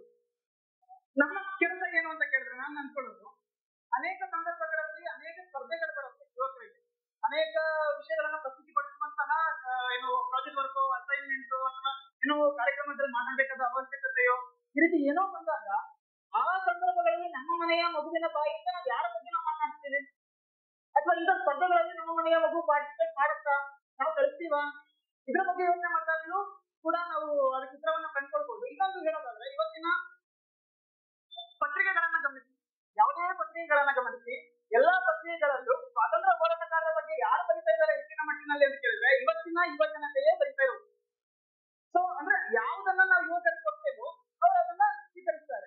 ಒಂದು ಮಾತಿದೆಯಲ್ಲ, ಕತ್ತಿ ಇರುತ್ತೆ, ಆ ಕತ್ತಿಯನ್ನ ನೀವು ಯಾವ್ದಕ್ಕೆ ಬಳಸ್ತೀರಾ ಅಂತ ನಾವು ಯೋಚನೆ ಮಾಡಿದಾಗ ಅದನ್ನ ಸಮಾಜದ ಚಿತ್ರಗಾಗಿ ಬಳಸ್ತೀರೋ ಅಥವಾ ಕೊಲೆ ಮಾಡೋದಕ್ಕೆ ಬಳಸ್ತೀರೋ ಅದು ನೀವು ಬಿಟ್ಟಿರೋ. ಯುವಕರು ಹಾಗೆ ಅಂತ ನೀವು ಅವ್ರಿಗೆ ಏನನ್ನ ಕೊಡ್ತೀರೋ ಅದು ಅವ್ರು ಪಡ್ಕೊಳ್ತಾರೆ. ಅವ್ರನ್ನ ನೀವು ಈ ರೀತಿ ದೂಷಣೆ ಮಾಡ್ತಾ ಇದ್ರೆ ನಾವ್ ಹಾಗೆ ಅಂತ ಹೇಳಿ ಅನಿಸ್ತಾ ಇರುತ್ತೆ. ಸೊ ಹಾಗಾಗಿ ಒಳ್ಳೆ ವಿಷಯಗಳನ್ನ ಅವ್ರಿಗೆ ಕೊಟ್ಟಷ್ಟು ಒಳ್ಳೆಯದನ್ನ ಬರೀತಾರೆ, ಮಾತಾಡ್ತಾರೆ, ಒಳ್ಳೆತನವನ್ನ ಸ್ಪ್ರೆಡ್ ಮಾಡ್ತಾರೆ. ಪ್ರಶ್ನೆ ಒಂದೇ ನಿಮಿಷ, ಇದಕ್ಕೆ ಇನ್ನೊಂದು ವಿಷಯ ಜೋಡಿಸ್ತೀನಿ, ಹೇಳಲೇಬೇಕು ಅದನ್ನ. ಇವಾಗ ಮಕ್ಕಳಲ್ಲಿ ಆಸಕ್ತಿ ಕಡಿಮೆ ಆಗ್ತಾ ಇದೆ ಅನ್ನೋದಲ್ಲ ಪ್ರಶ್ನೆ. ಈ ನಮ್ಮ ಈ ಗುಂಪಲ್ಲೇ ಒಬ್ಬ ಪುಟ್ಟ ಹುಡುಗ ಇದ್ದಾನೆ, ಅದ್ವೈತ. ಅವನು ಈ ಪುಸ್ತಕವನ್ನ 1ನೇ ರೌಂಡ್ ಮುಗಿಸಿ 2ನೇ ರೌಂಡ್ಗೆ ಹೋಗ್ತಾ ಇದ್ದಾನೆ. ಅದ್ವೈತನಿಗೆ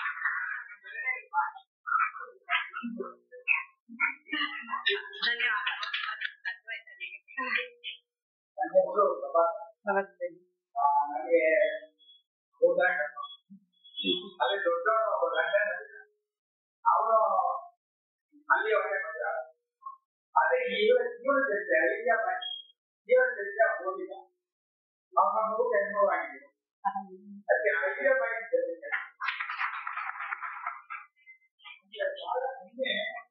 ಆ ಯುರೋಪಿಯನ್ ಇವನ್ ಮದುವೆ ಆಗಿಲ್ಲ ಅವರೊಬ್ಬರು ಇಲ್ಲ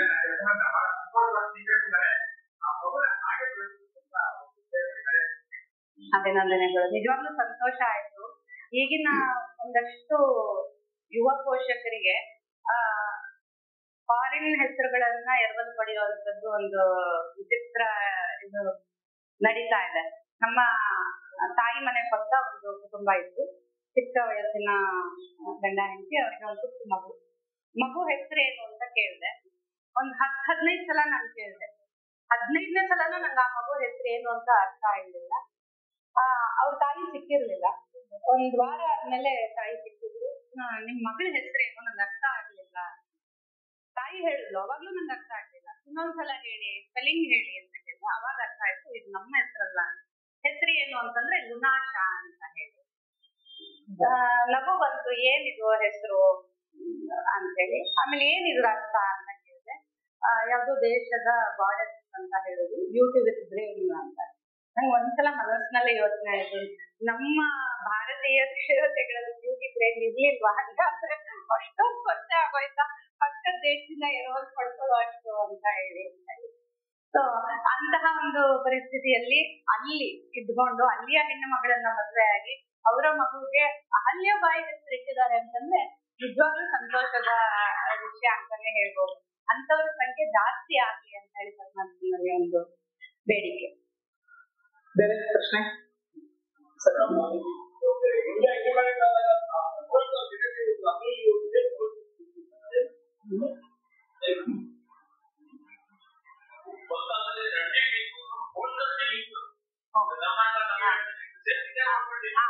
ಇದೆ ಹೋಲ್ಕರ್ ಮನೆತನ ಒಂದು ಊರಲ್ಲಿ. ಇದೆ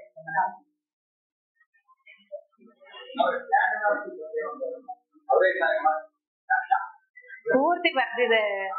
ಓಕೆ, ಪ್ರಶ್ನೆ ಬರ್ಲಿ ಅಂತಾನೆ ನಾವು ಪ್ರಶ್ನೆನ ಕೇಳಲಿಲ್ಲ.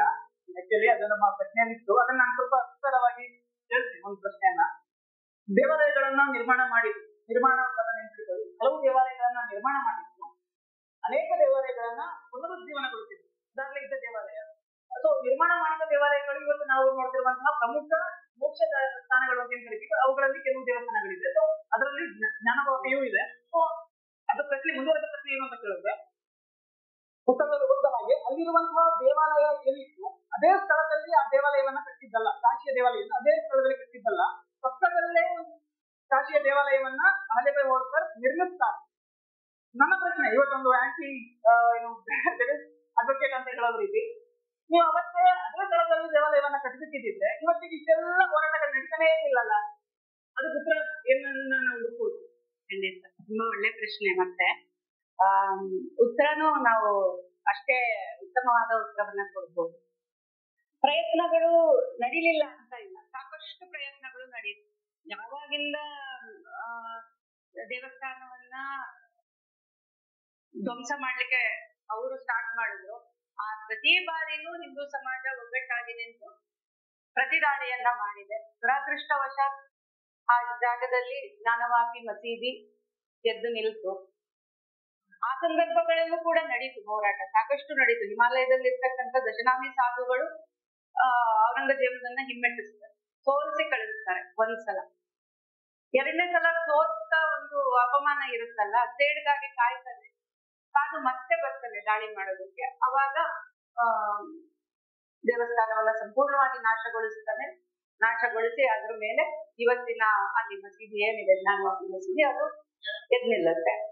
ಅದಾದ ನಂತರ ಡೈರೆಕ್ಟ್ ಆಗಿ ಅಹಲ್ಯಾಬಾಯಿ ಅವರು ಹೋಗಿ ಅಲ್ಲಿ ಪಕ್ಕದಲ್ಲಿ ಮಂದಿರವನ್ನ ಕಟ್ಟಿದ್ದಂಥದ್ದಲ್ಲ, ಅಲ್ಲಿ ಅನೇಕ ಪ್ರಯತ್ನಗಳು ನಡೆದಿದೆ.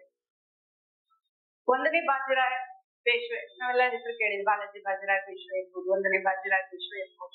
ಹಿಂದವಿ ಸ್ವರಾಜ್ಯಕ್ಕಾಗಿ ಟೊಂಕ ಕಟ್ಟಿ ಹೋರಾಡಿದಂತಹ ಮಹಾನ್ ಪುರುಷರು ಪೇಶ್ವೆ ಮನೆತನದವರು.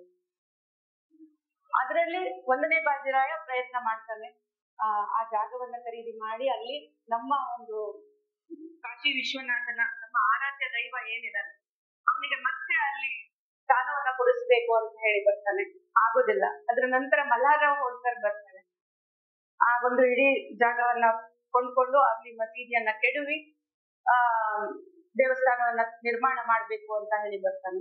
ಅವಾಗ ಲಕ್ನೋದ ನವಾಬ ಅವನು ಬರ್ತಾನೆ, ಅವನ ಕುತಂತ್ರದಿಂದ ಆ ಪ್ಲಾನ್ ಕೂಡ ಬಿದ್ದು ಹೋಗುತ್ತೆ. ಅದಾದ್ಮೇಲೆ ಜೈಪುರದ ರಾಜಮನೆ ಅವರು ಬರ್ತಾರೆ, ಅವರು ಕೂಡ ಅದು ಇಡೀ ಇವಾಗ ಜ್ಞಾನವಾಪಿ ಏನಿದೆ ಮಸೀದಿ ಅದನ್ನ ಕೊಂಡ್ಕೊಂಡು ಅಲ್ಲಿ ಅದನ್ನ ಕೆಡವಿ ಮಂದಿರವನ್ನ ಕಟ್ಟಬೇಕು ಅಂತ ಹೇಳಿ ಅವರು ಕೂಡ ಪ್ರಯತ್ನ ಮಾಡ್ತಾರೆ, ಆಗೋದಿಲ್ಲ. ಹರಿಯಬಾಯಿ ಹೋಳ್ಕರ್ ಅವರು ಕೂಡ ಪ್ರಯತ್ನ ಪಟ್ಟಿರ್ಬೋದು, ಅದನ್ನ ನಾನು ಇತಿಹಾಸ ತಜ್ಞಳಲ್ಲ, ನಮ್ಗೆ ಸಿಕ್ಕಿದಂತಹ ಒಂದಷ್ಟು ಸಾಕ್ಷಿ ಆಧಾರಗಳ ಮೇಲೆ ಪುಸ್ತಕ ಬರೆದಿದ್ದೀನಿ ಹೊರತು ಹೆಚ್ಚು ಅಧ್ಯಯನ ಮಾಡ್ಲಿಕ್ಕೆ ನನಗೂ ಸ್ವಲ್ಪ ಸಮಯ ಅವಕಾಶ ಆಗ್ಲಿಲ್ಲ. ಹಾಗಾಗಿ ಅವರು ಕೂಡ ಪ್ರಯತ್ನ ಮಾಡೇ ಇರ್ತಾರೆ, ಅಂತಹ ದಿಟ್ಟ ಮಹಿಳೆನೇ ಆಗದೆ ಇರಬಹುದು ಅವ್ರ ಕೈಯಲ್ಲಿ. ಆದ್ರೆ ಪಕ್ಕದಲ್ಲಿ ಕಟ್ಲಿಲ್ಲ ಅಂತ ಅನ್ಕೊಳ್ಳಿ, ನಾವು ಕಾಶಿಯಲ್ಲಿ ನಮ್ಮ ದೇವಸ್ಥಾನ ಇತ್ತು ಅನ್ನೋದೇ ಮರೆತು ಬಿಡ್ತಕ್ಕಂತಹ ಸಾಧ್ಯತೆ ಇದ್ದಂತಹ ಒಂದು ಇದನ್ನ ಊಹಿಸ್ತಾರೆ. ಇಲ್ಲ, ನಮ್ಮ ಹಿಂದೂ ಸಮಾಜ ಇದನ್ನ ನೆನ್ಪಿಟ್ಕೊಳ್ಬೇಕು, ಅಲ್ಲಿ ನಮ್ಮ ದೇವಸ್ಥಾನ ಇತ್ತು, ಅದನ್ನ ಮುಂದೊಂದು ದಿವಸ ನಾವು ಪಡ್ಕೊಳ್ಬೇಕು ಅಂತಕ್ಕಂಥದ್ದು ನಮ್ಮ ಸಮಾಜ ಪ್ರತಿ ಕ್ಷಣ ನೆನ್ಪಿಟ್ಕೊಳ್ಬೇಕು ಅನ್ನೋ ಒಂದು ಈ ತಲೆಯಲ್ಲಿ. ಹಾಗೇನೆ ನಾವು ಹೋಗಿ ದರ್ಶನ ಮಾಡ್ಬೇಕಲ್ಲ, ನಮ್ಮ ಶ್ರದ್ಧಾ ಕೇಂದ್ರಗಳಿಗೆ ನಾವು ಹೋಗ್ಬೇಕಲ್ಲ ಮತ್ತೆ ಮತ್ತೆ, ಅದಕ್ಕೊಂದು ವ್ಯವಸ್ಥೆ ಬೇಕಲ್ಲ.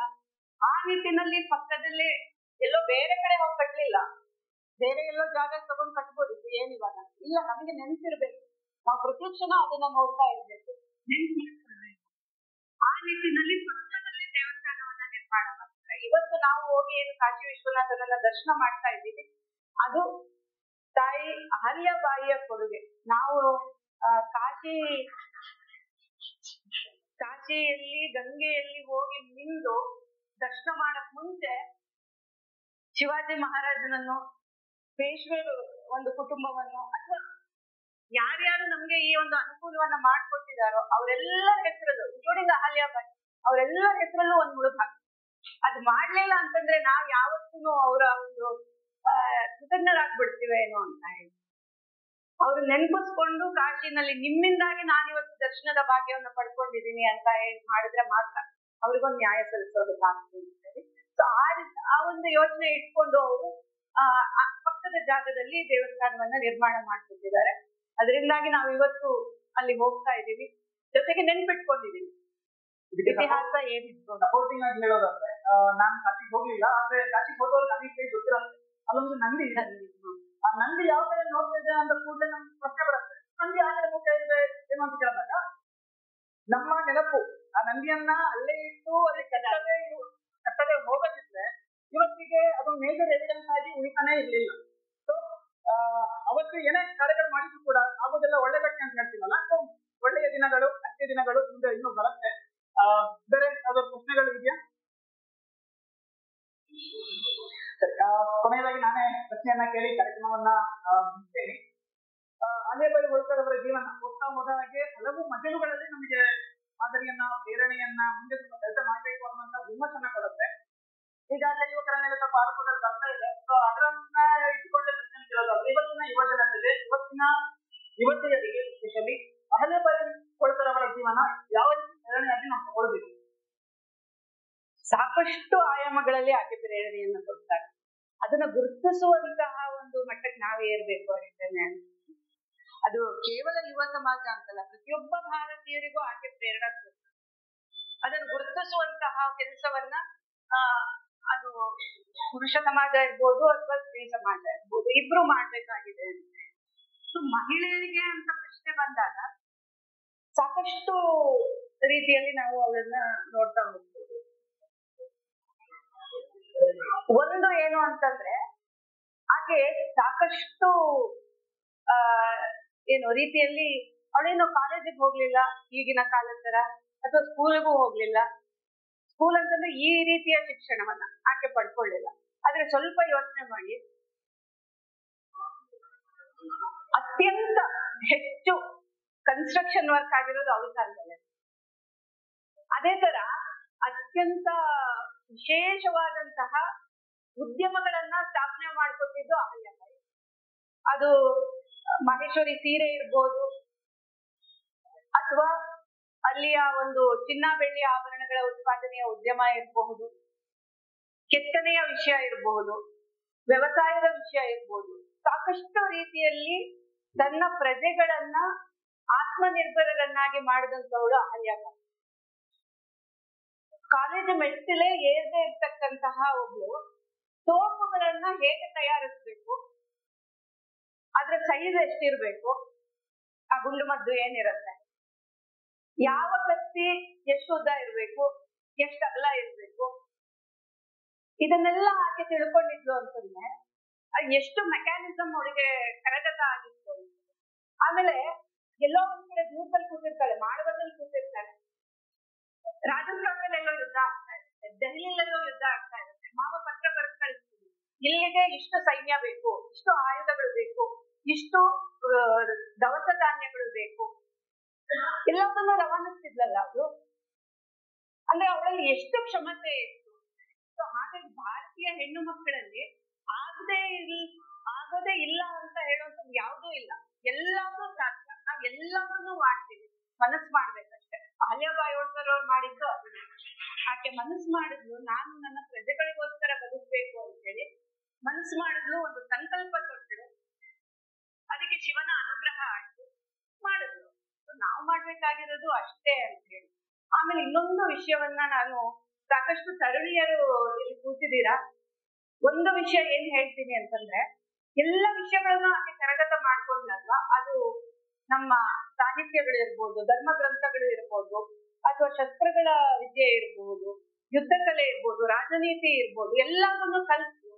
ಆದ್ರೆ ಅದನ್ನ ವಿನಿಯೋಗ ಮಾಡಿದ್ದು ಎಲ್ಲಿ ಅವಳು? ರಾಷ್ಟ್ರದ ಉತ್ಥಾನಕ್ಕೆ, ನಮ್ಮ ಧರ್ಮದ ಉತ್ಥಾನಕ್ಕೆ. ಸೊ ಇವತ್ತು ನಾವು ಎಲ್ಲೋ ಒಂದ್ ಕಡೆ ನೋಡ್ಬೇಕಾದ್ರೆ ಎಷ್ಟೊಂದು ಜನ ಹೆಣ್ಮಕ್ಳು ಲವ್ ಜಿಹಾದ್ಗೆ ಬಲಿಯಾಗ್ತಾ ಹೋಗ್ತಾ ಇದ್ದಾರೆ. ಅಹಲ್ಯಾಬಾಯಿ ಹೋಳ್ಕರಿಂದ ನಾವು ತಿಳ್ಕೊಳ್ಬೇಕಾಗಿರೋದು ಇಷ್ಟೇ, ನಾವು ಏನನ್ನ ಕಲಿತೀವಿ ಅದು ಈ ರಾಷ್ಟ್ರಕ್ಕೆ, ಈ ದೇಶಕ್ಕೆ, ಇಲ್ಲಿಯ ಧರ್ಮಕ್ಕೆ ವಿನಿಯೋಗ ಆಗ್ಬೇಕೆ ಹೊರತು ಬೇರೆ ಯಾವುದೋ ನಮ್ಮನ್ನ ಕೆಲವು ಕ್ಷಣಗಳಿಗೋಸ್ಕರ ಅಥವಾ ಕೆಲವು ಸಮಯಗಳಿಗೋಸ್ಕರ ಹಿಡಿದಿರ್ತಕ್ಕಂತಹ ಆಕರ್ಷಣೆಗೆ ಅಲ್ಲ. ನಾವು ನಮ್ಮ ಕಡೆ ಒಂದು ಉಸಿರಿನ ತನಕ ಭಾರತೀಯರಾಗಿ ಬದುಕಬೇಕು. ಭಾರತೀಯರು ಅಂತಂದ್ರೆ ಏನು ಇಲ್ಲಿಯ ಸಿಟಿಸನ್ ಅಂತಲ್ಲ, ಈ ಭಾರತೀಯತೆ ಅನ್ನೋದು ಇದೆಯಲ್ಲ, ಇಲ್ಲಿಯ ಒಂದು ಸ್ವ ಇದೆಯಲ್ಲ, ಕ್ವಾಲಿಟಿ ಇದೆಯಲ್ಲ, ಅದನ್ನ ನಾವು ಅನುಸಂಧಾನ ಮಾಡ್ಕೋ, ಅದನ್ನ ಅಳವಡಿಸಿಕೊಂಡು ಬದುಕಿದಾಗ ಮಾತ್ರ ನಾವು ಭಾರತೀಯರಾಗ್ತೀವಿ. ಸೊ ಪ್ರತಿಯೊಬ್ಬ ತರುಣಿಗೂ ಭಾರತೀಯತೆಯ ತರ ಬದುಕಬೇಕು. ಭಾರತದಲ್ಲಿ ಹೇಗೆ ನಮ್ಮ ಇಂತಹ ಆದರ್ಶ ಸ್ತ್ರೀಯರು ಬದುಕಿದ್ರು ಆ ರೀತಿ ಬದುಕಿದಾಗ ಮಾತ್ರ ಒಂದು ಸುಸಜ್ಜಿತ ಸಮಾಜ ನಿರ್ಮಾಣ ಆಗುತ್ತೆ ಅನ್ನೋದು ಮಹಾಮಾತೆಯ ಒಂದು ಜೀವನದ ಸಂದೇಶ ಮಹಿಳೆಯರಿಗೆ, ತರುಣಿಯರಿಗೆ, ಎಲ್ಲರಿಗೂ. ಕೊನೆಯದಾಗಿ ಇನ್ನೊಂದು ನರೇಟಿವ್ ಇದೆ, ಏನು ಅಂತ ಹೇಳಿದ್ರೆ, ಮಕ್ಕಳನ್ನ ಪುಸ್ತಕದ ಬದನೆಕಾಯಿಗಳನ್ನಾಗಿರ್ತೇವಿ ಅಂತ ಹೇಳಿದ್ರೆ ಸ್ವಲ್ಪ ಹಿಂದುಮಾನ. ಮಕ್ಕಳನ್ನ ಪಠ್ಯಪುಸ್ತಕ ಬದಲಾಗುವವರೆಗೂ ಪಠ್ಯಪುಸ್ತಕದ ಬದನೆಕಾಯಿಗಳನ್ನಾಗಿರ್ತೇಳಿ, ಭಾರತದ ಜ್ಞಾನ ಸಂಪತ್ತನ್ನ ತಿಳಿಸುವಂತಹ ಪುಸ್ತಕಗಳ ಬದನೆಕಾಯಿಗಳಾದ್ರೂ ತೊಂದರೆ ಇಲ್ಲ. ಯಾಕಂದ್ರೆ ಜಗತ್ತನ್ನೇ ತಿಳಿಸುವಂತಹ ಜ್ಞಾನ ಪುಸ್ತಕದಲ್ಲಿರುವಾಗ ಬದನೆಕಾಯಿ ತಿಳಿಸುವಾಗಿದ್ದೇವೆ ಅಂದ್ರೆ, ಸೊ ಹಾಗಾಗಿ ಪುಸ್ತಕಗಳನ್ನ ಹೆಚ್ಚೆಚ್ಚು ಓದ್ಸೋಣ ನಮ್ಮ ಮಕ್ಕಳಿಗೆ. ಈ ಪುಸ್ತಕದ ಬಗ್ಗೆ ಅನೇಕ ಸಂಗತಿಗಳನ್ನ ನಾವು ಬಿಟ್ಟಿದ್ದೀವಿ, ಅನೇಕ ಸಂಗತಿಗಳು ಪುಸ್ತಕದ ಒಳಗಡೆ ಇದೆ. ಉದಾಹರಣೆಗೆ ನಾವೆಲ್ಲೂ ಕೂಡ ಅಹಲ್ಯಾಬಾಯಿ ಹೋಳ್ಕರ್ ಅವರನ್ನ ಇಷ್ಟೊತ್ತು ಅನೇಕ ಮಕ್ಕಳುಗಳಲ್ಲಿ ನೋಡ್ತೀವಿ. ಇನ್ನೊಂದು ಮಕ್ಕಳು ಇದೆ, ವಿವೇಕಾನಂದರು ಮಾತನ್ನ ಹೇಳ್ತಾರೆ, ಈ ರಾಜ್ಯದ ಆತ್ಮ ಯಾವುದು ಅಂತ ಕೇಳಿದ್ರೆ ಅಧ್ಯಾತ್ಮ ಅಂತೇಳಿ. ಅಧ್ಯಾತ್ಮ ಜೀವಿಯಾಗಿ ಅಹಲ್ಯಾಬಾಯಿ ಹೋಳ್ಕರ್ ಹೇಳ್ತಿದ್ರು ಅನ್ನೋದಕ್ಕೆ ಅನೇಕ ನಿದರ್ಶನಗಳು ಪುಸ್ತಕದಲ್ಲಿದೆ. ಈಗಾಗಲೇ ಹೇಳಿದಂತೆ ಒಬ್ಬ ರಾಜನೀತಿ ತಜ್ಞೆಯಾಗಿ, ದಕ್ಷ ಆಡಳಿತಗಾರ್ತಿಯಾಗಿ, ಸಮಾಜ ಸುಧಾರಕಿಯಾಗಿ, ವೀರ ಹೋರಾಟಗಾರ್ತಿಯಾಗಿ, ಲೋಕಮಾತೆಯಾಗಿ, ಪುಣ್ಯಶ್ಲೋಕಿಯಾಗಿ, ಅಖಂಡ ರಾಷ್ಟ್ರ ತಪಸ್ವಿನಿಯಾಗಿ ಅಹಲ್ಯಾಬಾಯಿ ಹೋಳ್ಕರನ್ನ ಕಟ್ಟಿಕೊಡುವಂತಹ ಪ್ರಯತ್ನ ಈ ಪುಸ್ತಕದಲ್ಲಿ ತುಂಬಾ ಚೆನ್ನಾಗಿದೆ. ಎಲ್ಲರೂ ಕೂಡ ಈ ಪುಸ್ತಕವನ್ನ ಕೊಂಡುಕೊಂಡು ನಾವು ಓದಿ ನಾವು ಮಾಡಬೇಕಾದಂತಹ ಕಾರ್ಯ ಏನು ಅಂತ ಕೇಳಿದ್ರೆ, ಇಂತಹ ಪುಸ್ತಕಗಳನ್ನ ಯುವ ಜನತೆಗೆ, ನಮ್ಮ ಮಕ್ಕಳಿಗೆ ಕಲಿಸುವಂತಹ ಕಾರ್ಯವನ್ನು ಮಾಡೋಣ ಅಂತ ಕಾರ್ಯಕ್ರಮವನ್ನು ಮುಗಿಸ್ತೇವೆ.